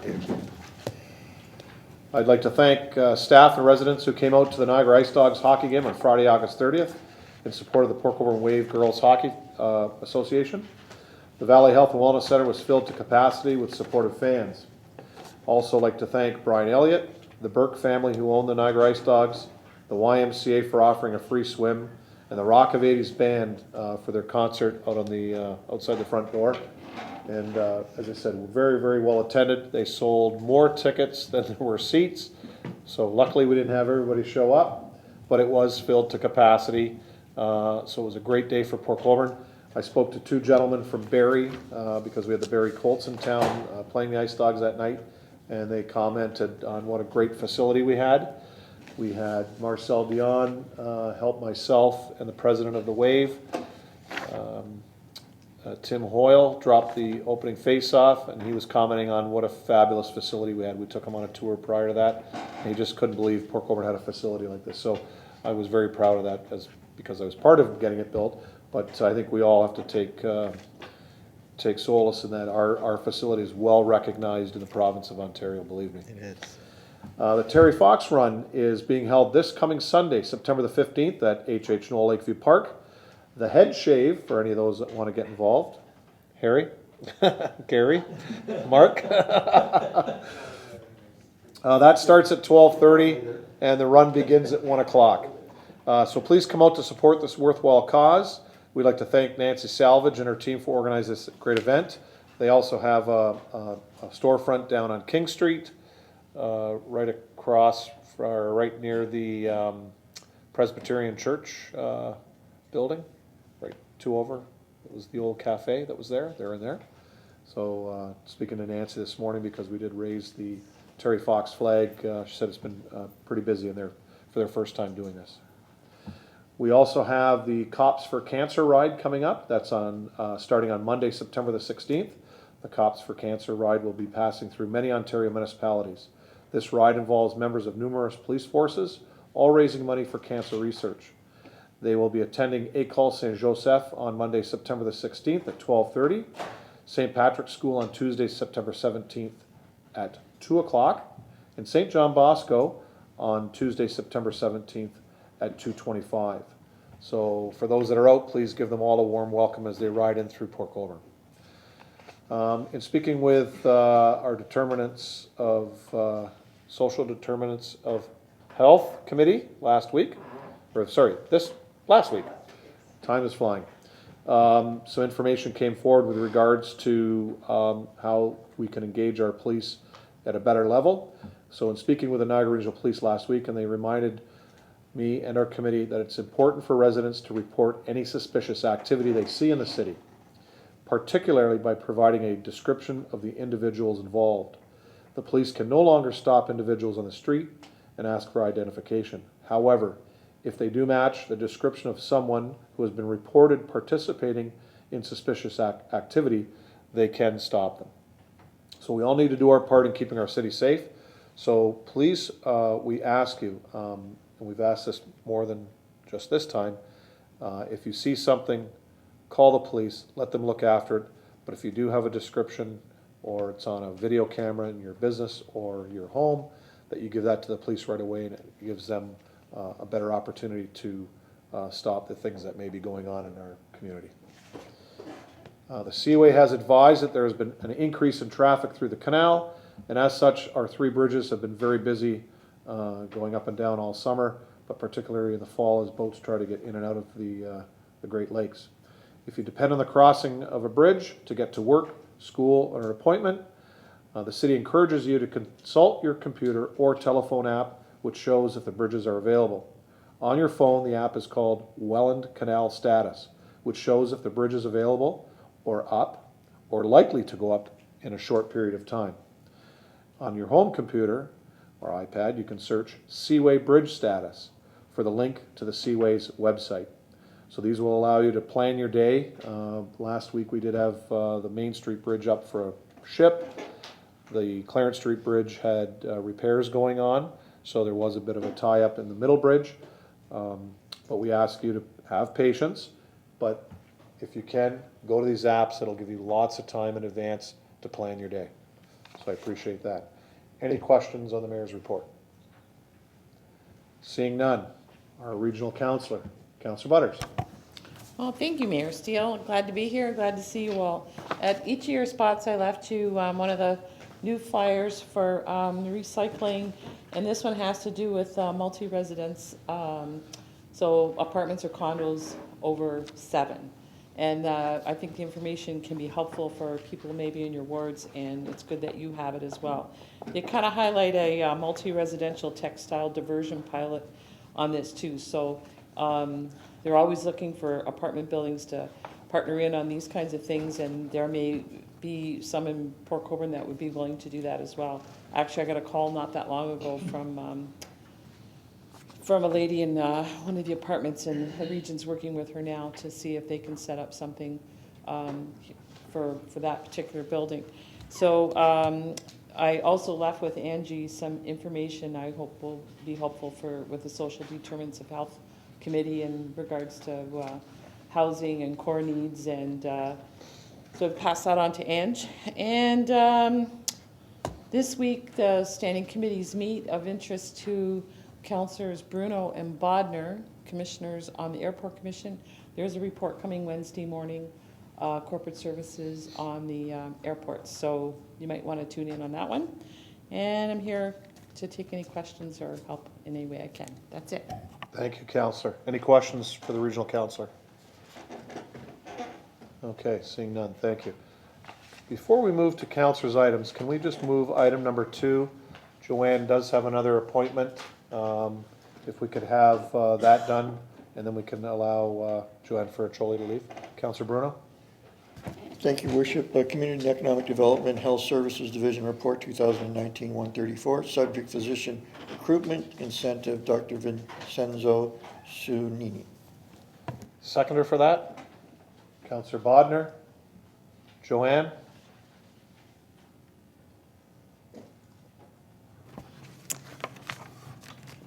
Thank you, Mayor Steele, members of council. Dr. Susini started today. It was his first day at Bridges Community Health Center.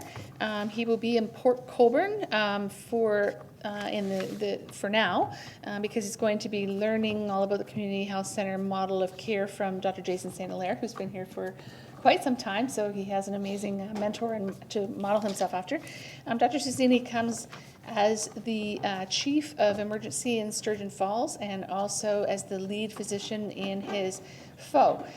He and his wife have owned a cottage in Niagara-on-the-Lake for many, many years, and for many reasons he has decided that he would like to be full-time in Niagara, and he really wanted to be part of Bridges, and so he will be in both communities. So he will spend his time equally between Fort Erie and Port Colborne, which is good, and that's what we're trying to promote. Right now we have a physician doing a locum in Fort Erie, and she has just told us that she will also be committing long-term to us as well.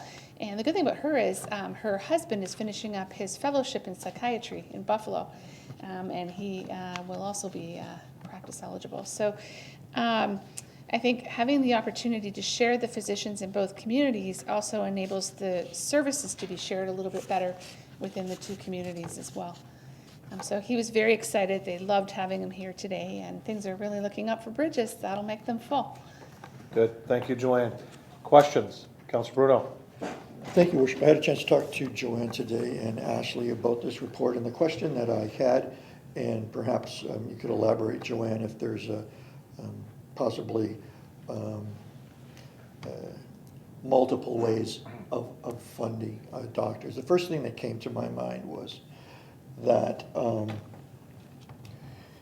it's a 50-50 funding with Fort Erie, but not everything is always 50-50 in terms of hours. So you think about a 5-day week, unless you're 2.5 days in one place and 2.5 days in the other. So it's come up before about how we work with these funding, and I'm wondering if you could elaborate on why 50-50 works here and not perhaps prorated. And then I have one other question. Sure, because through you, Mayor Steele, to Councillor Bruno's question, Bridges is a little bit different than the other models because they are open Monday to Friday, 8:30 to 4:30, and it is a dual site. So administratively, while they have two sites, they are one entity. So it's a little bit different than a model where you would roster patients, where patients would be rostered from Fort Erie or Port Colborne. So then you would want to make sure that it was equitable, that they were seeing patients from Fort Erie or from Port Colborne. Bridges is a little bit different than that. When they see patients in Port Colborne, they are seeing only Port Colborne or Wainfleet patients, and when they see patients in Fort Erie, they are only seeing Fort Erie patients. Do we know for sure that they are spending exactly, are they clocking in the same number of hours in Fort Erie and Port Colborne? I don't think there's really a good way that we can, again, it's a small incentive because their overhead is lower, so I think it's appropriate within this model to have a much lower, simply be relocation and things like that. But moving forward, we are coming back to council. We have our first health services meeting on Monday, and I've developed an incentive policy and guideline moving forward, which will also have an historical funding to it, all of the previous bylaws, and it'll show the newest, which we just received, unrostered patient data from the ministry. So that'll give us a better idea of how to move forward with an incentive program and an incentive policy. Councillor?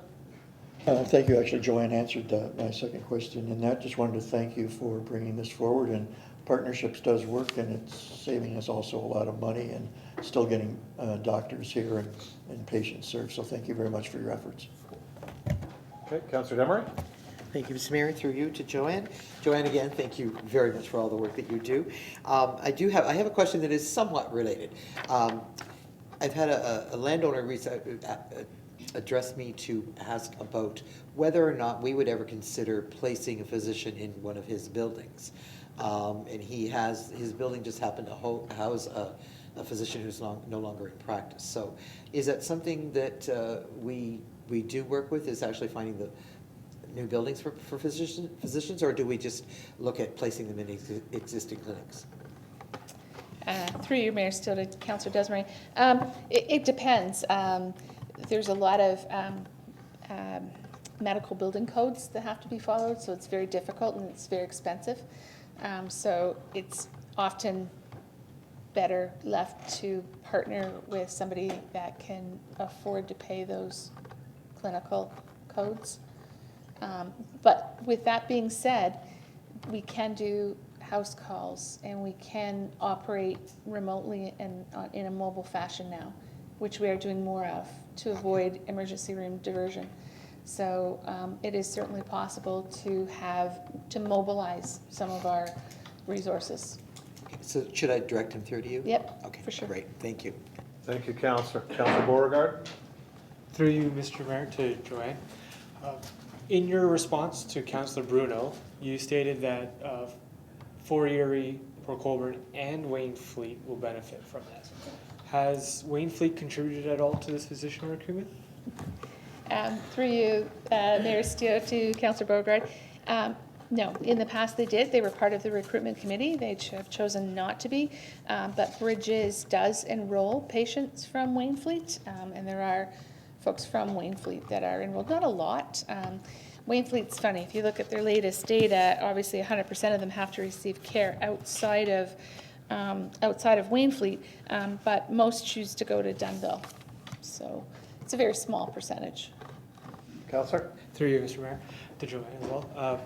Did you ask them this year? Like, did you ask the Council of Wainfleet this year for money, or was this in the past, like a couple of years? Or? Through you, Mayor Steele, to Councillor Beauregard. In the past, they used to support the program. When I was on staff here before, they were part of the committee and they did contribute, and then they chose not to, so then they were no longer part of the program. Again, you can't tell a physician where to roster patients. Mm-hmm. We're not allowed to do that. There's rules and regulations through the College of Physicians and Surgeons of Ontario on how to roster patients. So we can't tell a physician how to do that. But could we go back to Wainfleet moving forward with the partnerships that we're creating with Fort Erie? Absolutely. Sure. Okay. Yeah. So, through you, Mr. Mayor, I would just ask that maybe we try to put a little bit of pressure on them, since their town will be benefiting from this as well, that maybe they contribute as well. That's all. Thanks. And I will be having that discussion with them, Mayor. Okay. Any further questions? Joanne, again, as Councillor Bruno said, thank you with regards to partnerships. That is big with this administration, and anytime we can help our citizens getting a doctor in town to roster them is a huge benefit to our community. I think your numbers, when council receives those, you'll be very surprised at the success Fort Erie has had and the little bit of a success that we've had over the years, we're starting to catch up, but I think partnerships like these will just make our numbers decrease for those that don't have a doctor. So these are important. Although it's not our bailiwick, but it is important that we do these things, because if we don't, somebody else will. And we'll be in worse condition with people not having doctors than the way we're moving today. So again, thank you, Joanne. Look forward to meeting this new doctor. So with that being said, we have a mover and a seconder. All those in favor? All those opposed? That's carried unanimously. Thanks again, Joanne. Councilors' items. I'll start off to my right this time. Councilor Wells. Your Worship, I have a couple of items here. One is I would, through you to Mr. Lee. There has been a note given to me by some residents on Shirkston Road in regards to the four-way crossing of Pleasant Beach and Shirkston Road, in regards to the flashing lights that are there, that there are some trees that are blocking some of the flashing lights, and some people are blowing the stop signs because of that.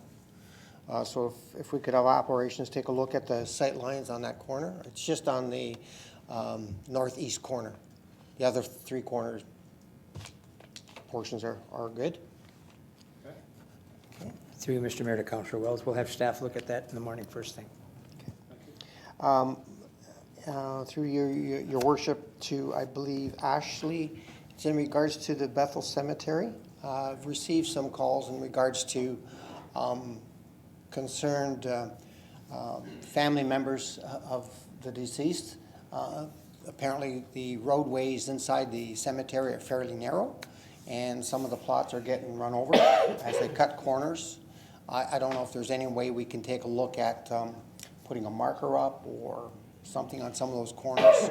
It's pretty evident if you go there now, you can see the plots that are in question on that. Ashley?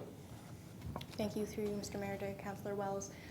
Staff as well are aware of this and actually have been working to acquire some adjacent lands in order to increase the size of the cemetery.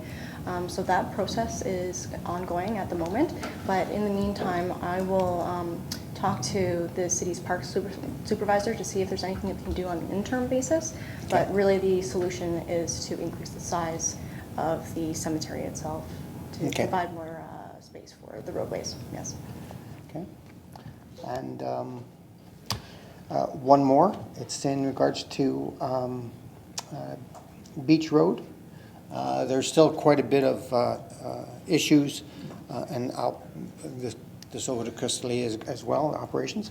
Some of the residents there are complaining, and complaining in the matter of enduring some hardships. Not only is it the truck traffic, but it's also the conditions of the road. The road is, they're dragging out from the construction site a lot of clay and a lot of material onto the road. They're having the road washed, but the road washing just means that every time they go to their driveway, they got to wash their car. So it's just accumulating. And they were wondering if there was any means to get compensation for that from Shirkston Shores. I don't know if there's been any agreement or anything in place in regards to issuing of the permits or conditions applied, put on the construction that's happening there in regards to that. But not only is it causing some discomfort in regards to the noise and traffic, but it's also causing them some conditional problems on some of their vehicles. Thank you. Mr. Lee? You, Mr. Mayor, to Councilor Wells. He's correct in the fact that the road has been washed down on a regular basis. I know that the street sweeper, the city street sweeper, has been out on site attending. And what I'll do is I'll touch base with the chief building official and just see what the situation is with regards to the traffic, and if there are any holdbacks or anything that we can come back and have discussions with Shirkston on. Okay, Councillor? Very good, thank you. Great, thank you, Councillor. Councillor Desmarais? Councillor Begay? At first I didn't have any, but then I gave it a thought, and I have to do at least one. Thank you, Councillor Bruno. From what I've been reading, our budget meetings are coming up in October or maybe November, I don't know. But the question is, Has our staff been getting direction on, from the CAO or whoever, on percentage-wise, or is it just a free-for-all, or just for, to know? CAO? So through your worship, Councillor Baggio, I did speak to our Director of Corporate Services. The plan is to bring a report to council that seeks budget guidance, which is typically the percentage by which all accounts in the operating side of things are going to be permitted, or I guess council's target for a maximum increase. Along with that, the report will lay out a proposed budget schedule for public meetings taking place probably towards the end of November and December, but we do want to be a month or two ahead of where we were last year. So we're going to be at the staff level in September and October, and then at the public council level in hopefully November and December, but that will all be in the report. I just can't say when that report is. It will be the second meeting of this month. Yeah, next meeting, staff report, budget guidance. Through you, thank you, Mr. Mayor. So what you're saying is our first budget meeting technically will be in October with that staff report, correct? Well, yeah, technically, yeah. Thank you. Well, that's a start. Good, thank you. Councilor Bruno. Thank you, Worship. It'll shorten my item 5 and 3 pulling tonight, if I can get maybe some clarification from the CAO. So Mayor and Councilor Baggio and I attended a little while ago the grant presentation in Welland for our Community Services Department that resulted in monies for H.H. Knoll Lakeview Park. That application sort of just made it in under the wire. Tonight we have item 5 is potentially another opportunity on recreation and culture, where there's a grant process proposed by I believe the federal government. In this case, it was the motion or the notice brought forward by our MP. And also we're dealing with item 3 tonight, which is Janet Street, which was the subject of a grant back a few years ago. Just in talking to some staff members and looking at these reports, they can be pretty lucrative if we land the money. And some of them come out late, and certainly there's all varieties of grant programming. But I'm concerned that, and this leads around to potentially an HR or a budget issue, that staff has enough potential.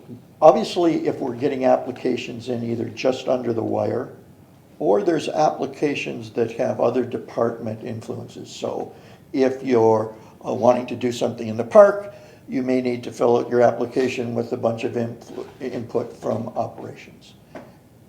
And you know, I'm looking at that all takes time, and I'm quite concerned that we run the risk of missing deadlines, or potentially, and I'll bring this up on the Janet Street one, getting the application in, and maybe we could have, if we had more time or more horsepower, looking at rounding out that application. So you'll see tonight in item 5, I'm sure you've all read it, on Janet Street, where there were other issues, and in hindsight, I look at it and maybe they could have been thrown in at the beginning, and so instead of us paying 25%, we're now at 500%.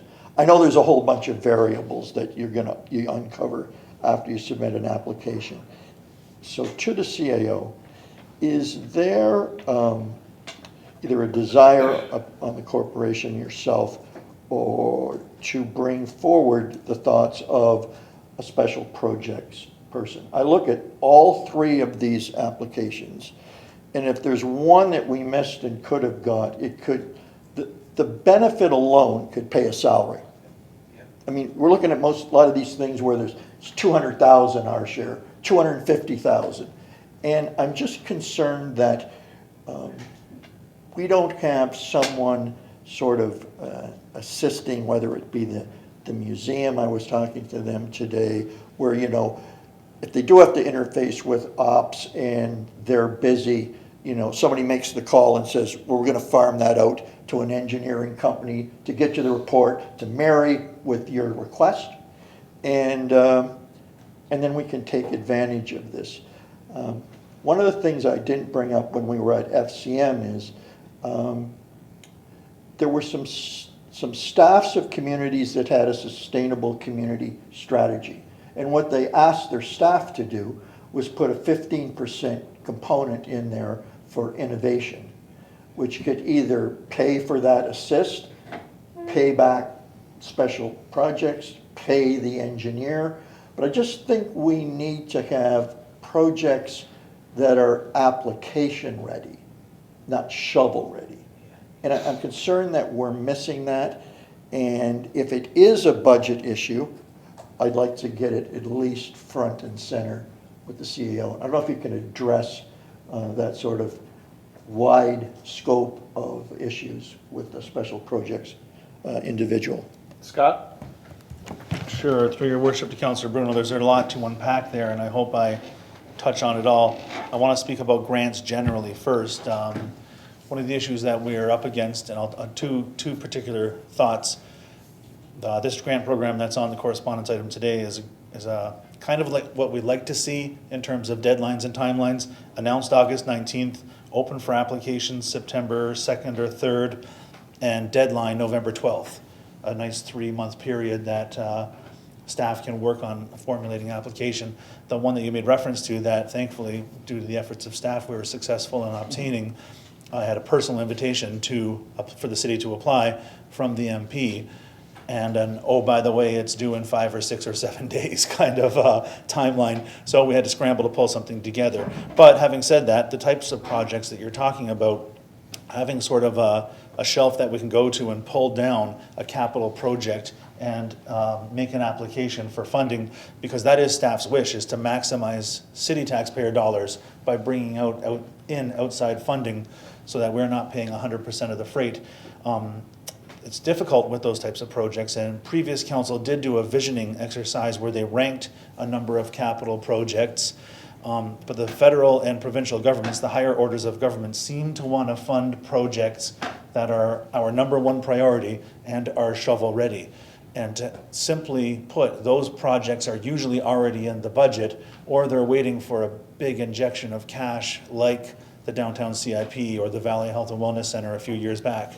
Having said that, this city has had in various forms in the past a manager or a staff person who was responsible for strategic projects or strategic initiatives.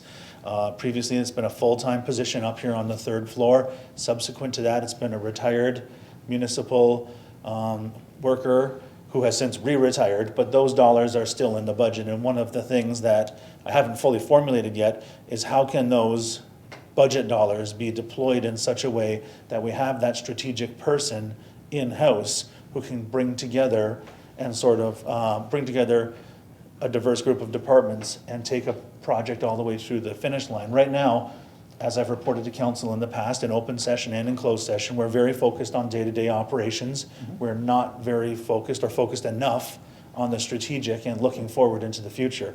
And perhaps this is the kind of person who can pick up a project that touches many departments, where it's a little bit of economic development and a little bit of planning and a little bit of engineering and a little bit of policy, CAO level, but no one leader. This person can be the leader that takes those projects through to a stage of completion. And so I think maybe we can present something in the 2020 budget that repurposes those budget dollars into a full-time staff position that can include things like grant writing that you've made reference to. Okay. Counselor? Thank you very much. Excellent. So then, Mr. CAO, we'll look forward to having that come forward to us during budget then? Sure. Good, thank you. Which answers his question. Councilor Borgard? Councilor Danch? Sure. I'll start from the bottom up because I got 14 things here. That's all right, you get 3. First one I'm going to say to Chris, I want to thank you for getting those weeds cut on Filton Avenue. I had a stroll by there again this morning, and they're right to the road, and that was much appreciated. It looks much better. I want to thank Mike Audette and his crew.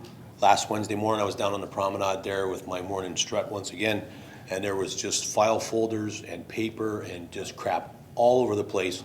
most of which were in the flower boxes and all over the promenade itself. One quick email to Mike, and next thing you know, he says that we're on it. And I was walking by this morning, and it's cleaned right up. There's no leftovers whatsoever, so good job to Mike and his crew. Third and lastly, I was speaking with Brenda, and I don't know how many people know this, but we have an email system where instead of getting those silly envelopes in your mailbox, you can get them emailed to you. We have a form that's called Registered for Email, Water, Wastewater, and Property Taxes. This would eliminate a whole lot of work for a lot of people involved, especially Brenda's department. I guess if you go online on the city's website, the form's there, you fill it out, you put your email address in, it's done. We would probably save thousands of dollars over the course of the year in mailing. I encourage anybody in the city of Port Colborne who has an email address, which is probably everybody, to maybe look at this. I know I certainly will be, because it's beneficial to me and the 4 or 5 envelopes that get delivered to me every time there's a little billing. Thank you. Thank you, Councillor. Councillor Clayliff? Through you, Mr. Mayor. I'll make it short and sweet. I didn't talk to you last time about attending the AMO, but I just want to give you a quick update.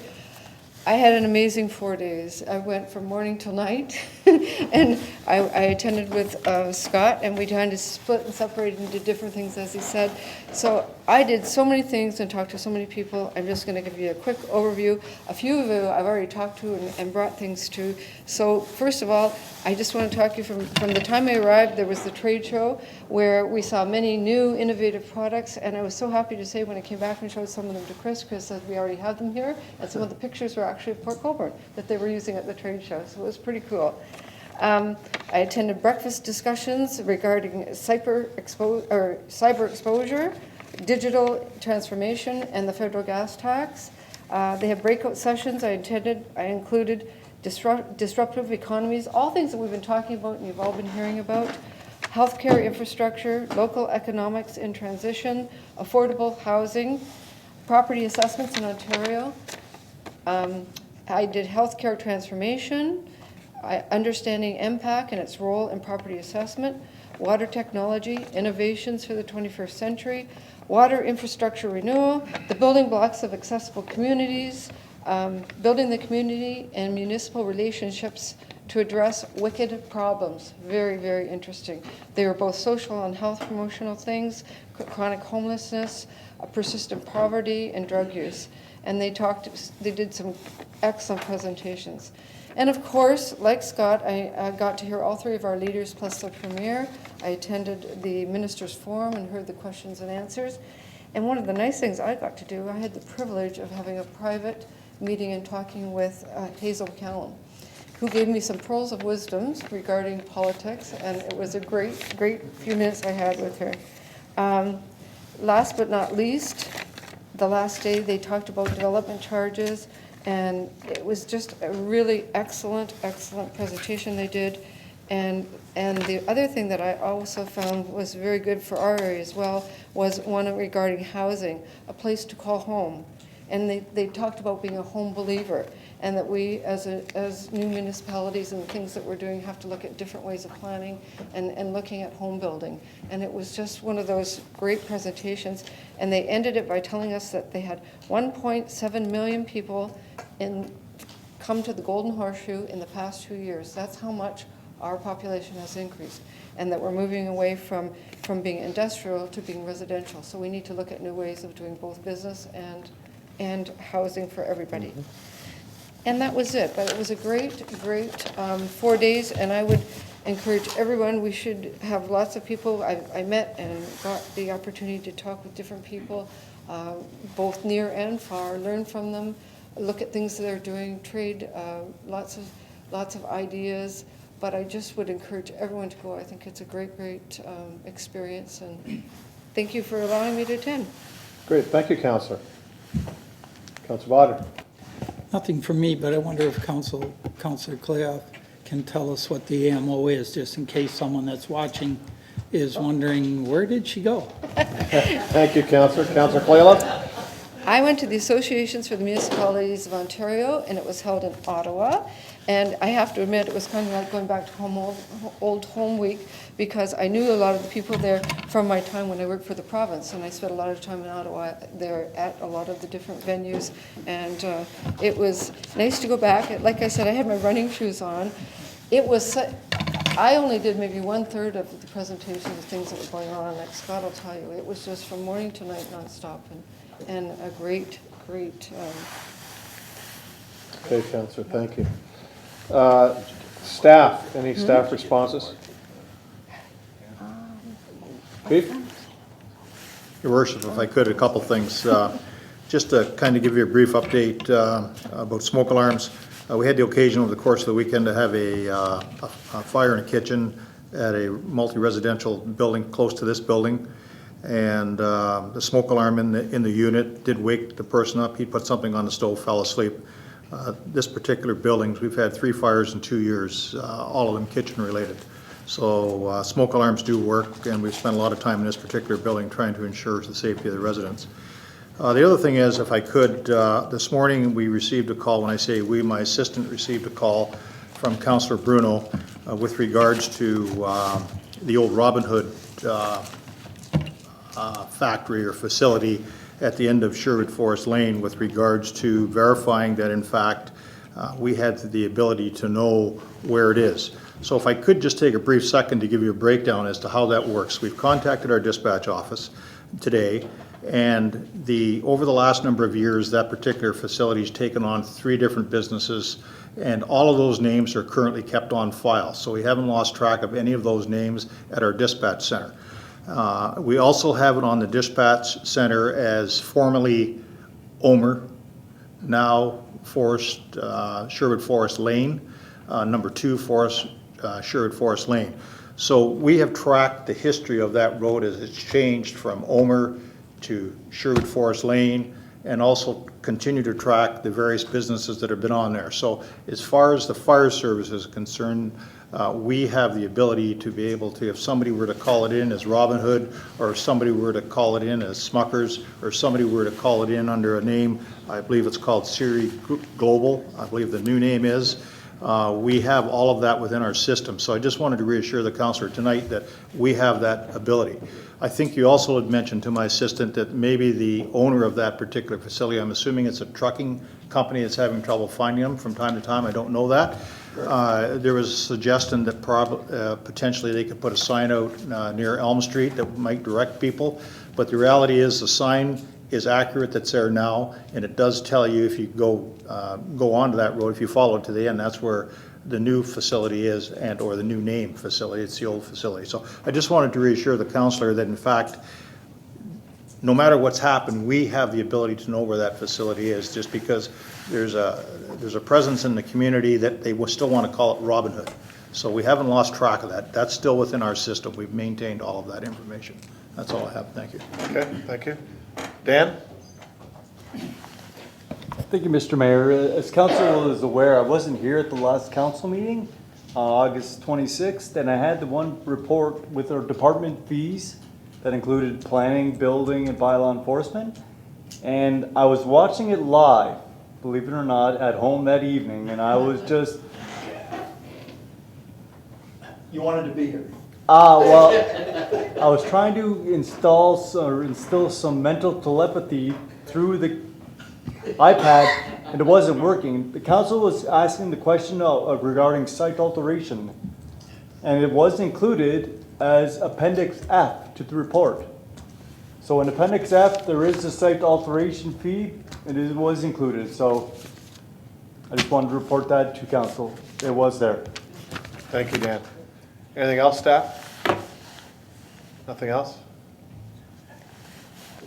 Councilors' items. We had this discussion under item C of delegations. Does anybody want to bring that forward?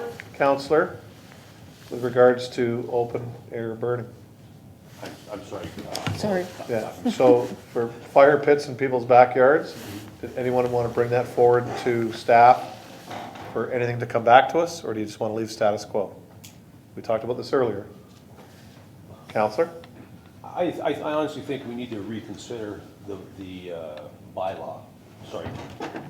I think we need to reconsider that and to look at that, and I guess I want to make a notice of motion that we go back and amend that bylaw, because I'm sorry, it's not fair.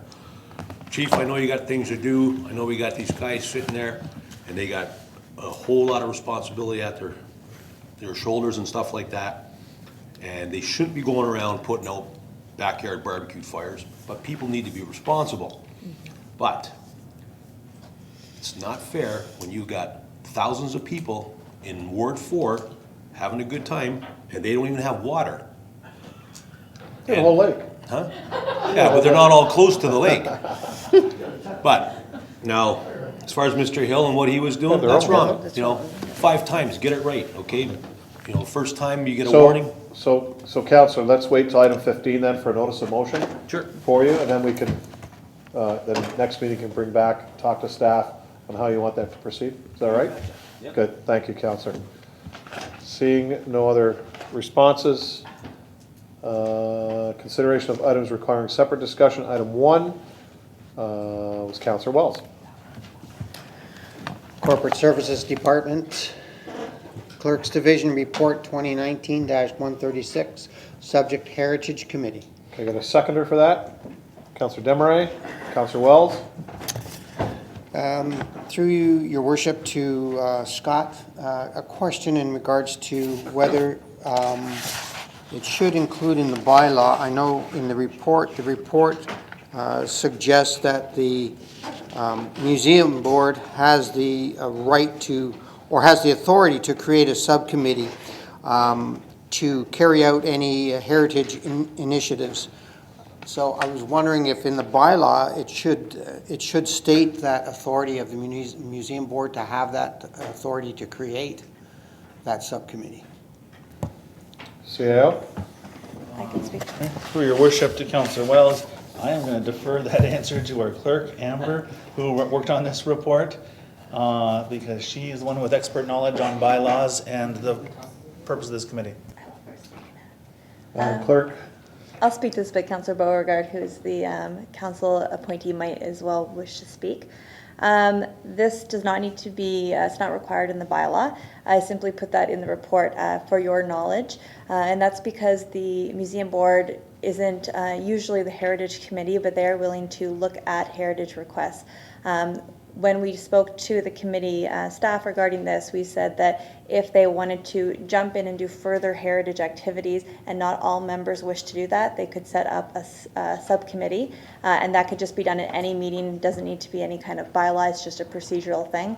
And if general members of the public as well wish to have some kind of input but not be part of the museum board, that would be a place where they could sit and have some input as well. Counselor? Very good. I was just making sure that it was clear that they did have that authority and it was easy for somebody to understand that. Okay. Counselor Beauregard? Through you, Mr. Mayor, to Council, and particularly Councillor Wells. So the way the board operates the museum board operates is that they have a bunch of subcommittees, which I found to be a little bit different than other committees. But the intention with this board is to have the whole board be the committee. The Heritage Advisory Committee. They're all going to take part in it, so there's not going to be necessarily a subcommittee. So the board was looking for direction from staff, and I along with the board, was promoting it, and through Mr. Aquilina and Amber and the meeting, they were able to bring this forward, and this is helping us move forward in that progress. Thanks. Okay, Counselor Claylough? Quick question for Councillor Beauregard. So I have a resident who had a heritage question, so they could then go to you to I could direct them to you with that question regarding something in the city. Is that the kind of? Madam Clerk? They should contact the planner, who is the staff member on the Heritage Committee. The staff member on the Heritage Yeah. Committee. Okay, that's all. Okay, Thank you. Okay, so Council, the reason why this is done is we had one application for this committee, and even in the last term of council, staff could not fill this committee. So when we came forward to put it with the museum, we thanked them for taking this on, and that person that actually had put their name in is now on the museum board. So the person that wanted to run with this is at least involved. So I thank you, Councillor, too, for your work on this. Any other questions? Yep, Counselor? I appreciate all that, your mayor. The concern I had was that this subcommittee is actually given, based upon the report, the right to, or the authority to carry out the initiatives. So that takes it up to almost to the board level. That's where my concern is. Maybe I'm confused on that, but the way I read it was that the subcommittee was given the authority to carry out any heritage initiatives. So I was just, the authority on it, I was just concerned about that. Madam Clerk? Through the mayor, the normal practice of this committee will be that when there's a heritage item that comes to the staff, they will be going to the heritage board for input, for feedback. So example, they will say there's been this request for heritage designation, we want to recommend it or not recommend it, can we have your input? If the museum board or certain members of the museum board wish to move forward with further initiatives within within the rights within heritage committees, but maybe not all the members wish to do so, they can designate part of the committee in the subcommittee to do those initiatives. Okay, good, thank you, Counselor. Any further questions? All those in favor? That's carried. Item 2 is done. Item 3, Counselor Bruno. Yes, Your Worship, I'm going to yield to Councillor Demery on that one. To go first? Well, you asked, okay, you can move it. Do you want to flip it? Yeah, okay, that's fine. Councillor Demery, you can move this then, thank you. Thank you, Mr. Mayor, through you. Engineering and Operations Department, Engineering Division Report 2019-135, Subject Project 2019-6, Janet Street Infrastructure. Councillor Bruno, you want to second that then? Yes. Thank you. Councillor Demery. Thank you, Mr. Mayor. I just have a couple of questions on this. First, I'd like to just say I'm really glad to see this finally happening. It's going to be great for the area. But I do have some questions through you, Mr. Mayor, to Mr. Lee. Chris, I just wanted to understand what provisions have been made for the busing while this project is going on, because there's quite a bit of school busing going on through there. That's one question. Through you, Mr. Mayor, to Councillor Demery. Under the contract, the road has to remain open. There has to continually be at least one lane. We've had discussions with the school specifically about the busing and said that there could be potentially some delays per se in the busing because of that. There are alternate routes that they can go through as opposed to Janet Street, and the recommendation from us is that they follow those extra routes. Now, some bus drivers may choose to go down that specific route, but that being said, at no time is the street ever going to be totally closed off during the construction process. Okay, that's great. So it's good to know the parents can know that you are working with the school, the bus company, so that will be good. Another question about, I understand that the project, if it's successfully awarded tonight, then I wanted to understand what the start time was, what the project length is, you know, the estimated end time as well. Chris? Through you, Mr. Mayor, to Councillor Demery. Specifically to the start time, if it is approved, we have a pre-construction meeting scheduled with the contractor. I know staff was in conversations with that contractor today. They hope to move in as soon as possible, and the job has to be completed by March. Okay. Great. Thank you very much. Okay, thank you, Councillor. Councillor Bruno. Thank you, Worship, through you to Mr. Lee. Chris, just on that, I noticed when they found that other metal culvert in there, there's going to be a number of works that'll probably take out a sidewalk, and there'll probably be laterals going in. Will one sidewalk always be left open? There are a fair amount of students that walk Janet, and so I'm just concerned that one of the access routes will be clear. Chris? Through Mr. Mayor to Councillor Bruno. The storm sewer that you mentioned, which will cause most of the damage to the sidewalk, is a sidewalk to the east.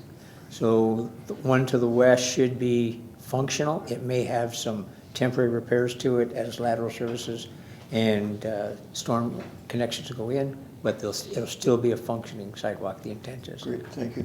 And the other one was, I know Mr. Cosmo started a new house there on Janet Street, a lot that we sold to them. Will he, I want to avoid the street getting paved and him needing to cut it up and connect. And so I don't know we would be talking to him about all utilities and everything that's happening there so that that avoids that happening. Chris? Through you, Mr. Mayor, to Councilor Bruno. Staff has had multiple conversations with the builder already. That being said, there was some discussions on the timing on it. He has put a number of his services in on his property to the existing services that were on that parcel, and we will be simply going in and connecting to those new services that he's being installing. Okay, Counselor? Counselor?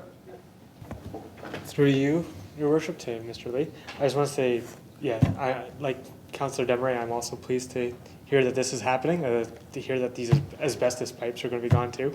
So that's nice. One thing I heard when I was campaigning was, especially in that area, when you're down Humboldt and Wellington, the issue about drainage and a lot of housing, a lot of flooding in the people's basements. So this is definitely one step forward in that, in preventing that from happening. Do we have a plan for what's going on in those other streets, like Wellington and Humboldt? And what's the progress on that, if at all? To you, Mr. Mayor, to Councillor Beauregard. Staff and the engineering group have specific programs planned in the future. That was one of the areas that the new storm sewer fund that was created for previously by council to generate that so-called kitty, if you would, of dollars and cents that we could then debenture from, or whatever council chooses to do based on the projects that come forward. So that is the start of the process. We've had some initial designs in there, in that specific area, in Humboldt, Clark, and Wellington both. What this will do is this is sort of a first phase of it, because this is going to fix the problem with the storm sewer on Janet Street as well. So that should help in that specific, there'll be approximately 2 blocks worth that'll be handled there. Okay, Counselor? Okay, anybody else? Oh, go ahead. Through Your Worship, to Mr. Lee. There's going to be some laterals being replaced. Were any of these laterals problematic found to be problematic when we did those testing on the properties to see whether or not there's been leakage? Is there were any of these laterals significantly leaking? Through you, Mr. Mayor, to Councilor Beauregard.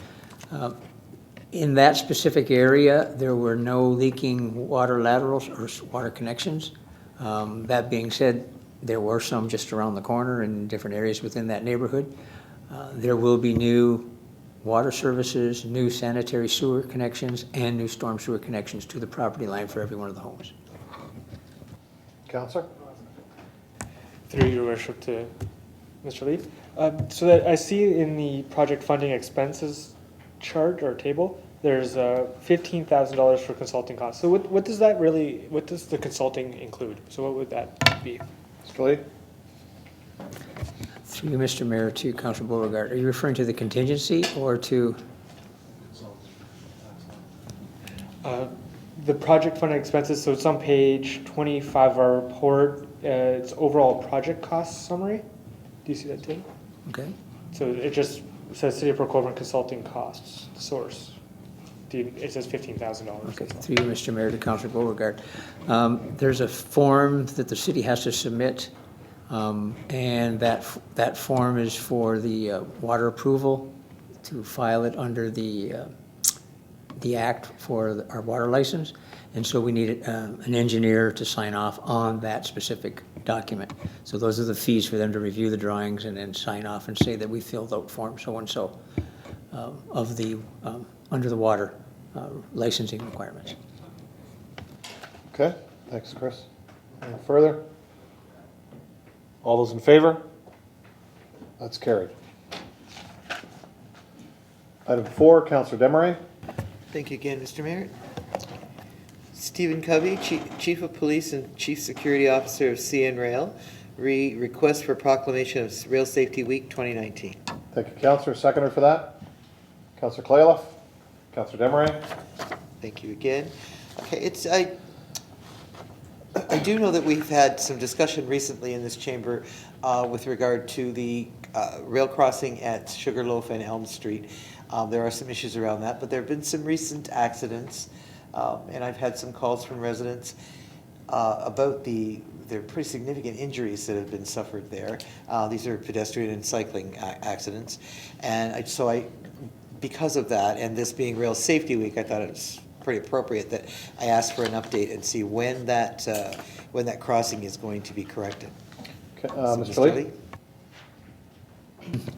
There's a number of crossings that are planned with Trillium. We've had specifically the Sugarloaf one is one that's under, Trillium is doing a review right now of that process, and they're actually going to be doing that work in September. So they're intending, they're just lining up their sub-trades right now, and the timing on that. They have other works that are planned, and staff is working with them on other crossings throughout the city that we have, Elm Street, for example. That being said, Trillium is going to be putting those into their budget. We'll have any discussions with them on a continual basis, and we intend to eventually address all of the crossings through the entire city as budgets allow. Thank you. Okay, Counselor? Any further questions? All those in favor? That's carried. Item 5, Counselor Bruno. Thank you, Worship. Vance Badaway, Member of Parliament, Niagara Centre, Reed Community Culture and Recreation Funding Stream. Seconder for that, Counselor Beauregard. Counselor Bruno. Thank you, Worship. 3 to Ashley. Just on that, does your department intend on applying? And do they have a project of record? Or I see that it also includes culture. So will you cross-liaise with the museum? And Ashley's not here. Beg your pardon, I didn't even look up. She was here. Well, perhaps. That'll actually go through the CAO. Yeah. Oh, good. So, through your worship to Councilor Bruno, I actually told Ashley this was going to be lifted, but I let her go after the last item for her department, the physician recruitment report. Yeah, so I want to tell you a little bit about the way this was handled at the staff level, just so council has an understanding of what exactly happens. Sometimes the province or the federal government in their annual budgets announce the funding that's going to come out, like green infrastructure, transit funding, rural and northern infrastructure, and so on. So we had a notion that this project, or this stream of funding, was going to be available for city projects. But when it did get announced on August 12th, I was also forwarded a copy of the email that's on council's agenda today, and I sent that to our directors of community and economic development, because this is a culture and recreation facility renovation and or new construction stream of funding, but also to the director of engineering, because building maintenance and building repair goes through that department. And we sort of had an electronic meeting, an email powwow about identifying projects. The next step for us will be at our directors meeting on Monday to bring this forward as an agenda item and then talk about what the city's looking at applying for. And as mentioned, unlike some other projects where there's been very, very tight timelines, we have until November 12th. That doesn't mean we want to take all of that time. We don't. But we'll sort of do a scan of what is the best bang for our buck as a municipality, because the other options are library and museum projects as well. So we'll try to get the best bang for our buck, and if this was something like green infrastructure, we might look at wastewater. If this was something like rural infrastructure, we might look at something like the downtown CIP and so on. So we sort of do that analysis in-house at a table of directors. And so that's what we'll do in this case as well. Thank you. Thank you, Mayor. Good, Counselor. This does come across my desk also, and the day I got it was the day I forwarded it to our senior staff. Get your heads together, figure out what's going on. So I know it always also goes to the CAO, but we've got to make sure that we're, as council, because this is what we want to do, is press staff to get on board with these things and move forward, so that during budget we can formulate what we want to do too. Good. With projects. So, okay. Any other councilors have a question on this? All those in favor? That's carried. Item number 6, Councilor Desmarais. Thank you again, Mr. Mayor. Okay. The City of St. Catharines vacant home tax. Okay, can I get a seconder to this? Councilor Beauregard. Councilor Desmarais. Thank you. Okay, I looked at this and I really was thinking about how important it is to have this kind of a tool in your toolbox if you're a municipality, because it certainly does go a long way to address the housing issues, and we're all facing a housing crisis. It attacks homelessness to an extent, but no matter how you look at it, it creates a healthier and more vibrant city. So this is something that I felt we really need to look at. Maybe not doing it exactly in this manner. I'm not really sure about what would fit Port Colborne best, but I thought best to direct this to staff, ask for a report, and see what their thinking as to how we may be able to use this kind of a tool to better affect Port Colborne. So that's what I'm looking for, is to get staff direction to do that. Thank you, Councillor. I'll give this to the CAO and Ms. Garrett. Sure. Since she's our tax lady. Sure. Through your worship to Councillor Demeray, and I will let the Director of Corporate Services speak to this if she wishes. We did have a brief conversation because this item was on the agenda. And this is sort of a new philosophy when it comes to property taxation. In the past, there's been discounts for vacant properties, not specifically residential, but industrial and commercial pay 65 and 70%. I forget which one's which. Commercial is 70, commercial is 60. They get a discount when they're vacant. So there's a discount if you're a vacant commercial or industrial property. You have to prove that you are and so on. But the new philosophy is, why give a discount? Because municipalities in Ontario want to see thriving businesses in those commercial and industrial properties. And the same logic applies to residential housing as well. So what St. Catharines Council has put forward is a motion here calling on the region to create a vacant home tax in Niagara for the lower tier municipalities. I'm not 100% sure if the authority to do that rests, we talked about this earlier, rests with the province or the region. The region is responsible for creating the tax ratio. So that's, as you'll remember from budget time, how much a apartment building would pay in relation to a residential home, commercial, industrial, and so on. Those are the differences in tax levels. I think, but I'm not positive, that the tax classes are created by the province. So this would be probably more apt to be directed to the province, but if we do refer this to the Director of Corporate Services for a report to Council, that's the kind of research we can do to inform ourselves, unless she knows now, and bring back to Council at a later meeting and maybe make the same request of the appropriate authority, whether it's region or province. Councillor? Thank you, and I do appreciate that information. And if we're looking at a tax, then that would certainly be the way to go. But we may want to look at a fee attached to something that we could use on a municipal level. But no matter what it is, staff maybe could get their heads around this and come up with some ideas, because I just think it will help stir things up some. I don't know if Brendan knows the answer to that provincial question. Brenda? Thank you, Mayor Steele. Through you to Councillor Demeray and rest of Council. This is a very complex issue. I was kind of reviewing what the City of Vancouver is doing. Because it's a complex issue, it would involve the region and other local area municipalities. There's an area treasurers meeting scheduled for the 15th that I would like to get this on the agenda and find out what is going on with St. Catharines and what their ideas are, and see how, because I do believe that Niagara region would have to request the province to create a new tax class, but I'm not quite certain of that. But that's something that we could discuss at area treasurers on the 15th, and perhaps a joint report with them, and then bring the information back to Council. Okay, thank you. So, Councillor, can I take it as we'll accept the letter from the City of St. Catharines, we'll receive that for information, as well as referring this back to staff to come back to us with a report? Is that Absolutely. okay? Yes. Councillor Beauregard, you're okay to second that? Yes. Yeah, I just want to get that on the floor. Okay? Go ahead.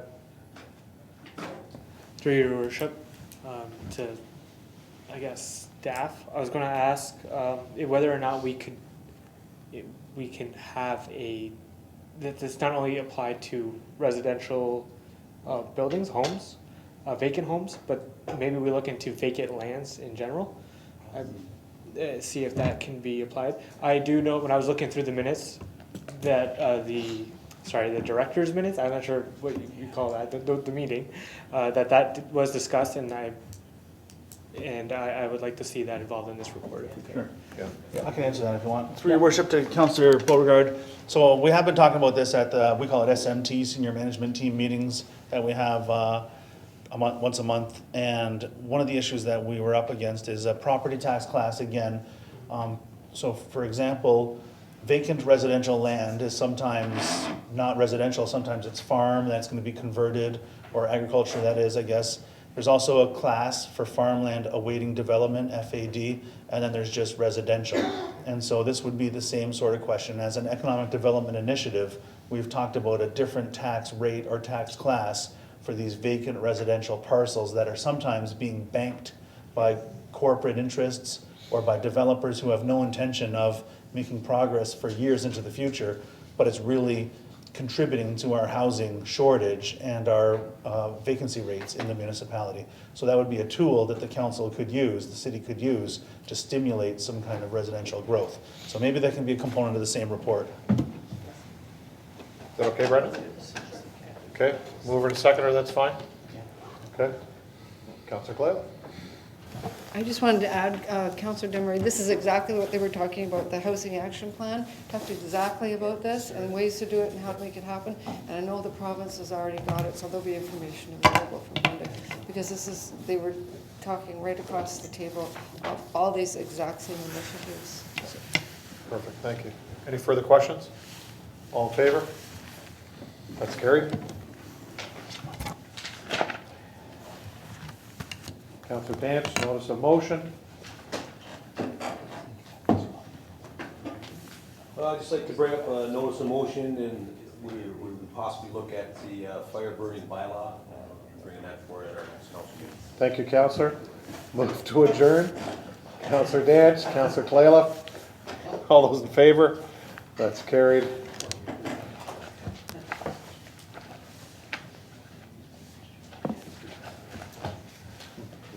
I'll open the regular meeting of Council 2619. I'll call this to order. Any introduction of addendum items, Madam Clerk? There are none this evening. Confirmation of the agenda, mover and seconder. Councillor Bruno, Councillor Beauregard. Questions? All in favor? That's carried. Any disclosures of interest? Adoption of minutes. I have 3 sets. The special meeting of Council 2319 held on August 26, 2019. Special meeting of Council 2419 held on August 26, 2019. Regular meeting of Council 2519 held on August the 26th, 2019. Can I get a mover and a seconder for this? Councillor Bodnar, Councillor Danch. Any questions on those? All in favor? That's carried. Any items requiring separate discussion? All those items on the list, mover and a seconder. Councillor Beauregard, Councillor Clayliff, any questions? All those in favor? That's carried. Proclamations. I have the Rail Safety Week, September 23rd to 29th, 2019. Mover and a seconder. Councillor Wells, Councillor Desmarais. Questions? All those in favor? That's carried. We have minutes of boards, commissions, and committees. The minutes of the Port Colborne Historical Marine Museum meeting of June 18th, 2019. Mover and a seconder. Councillor Wells, Councillor Bagu. Any questions? That's all those in favor. That's carried. Madam Clerk, consideration of bylaws. There are 4 bylaws this evening. 6718-82-19, 6719-83-19,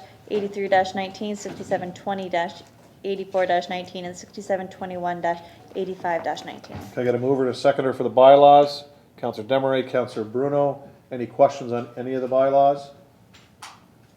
All those in favor? That's carried. Motion to adjourn. Councillor Danch, Councillor Beauregard. Any questions? All those in favor? Well, that's carried. Thank you, members of council. Great meeting. Angela, take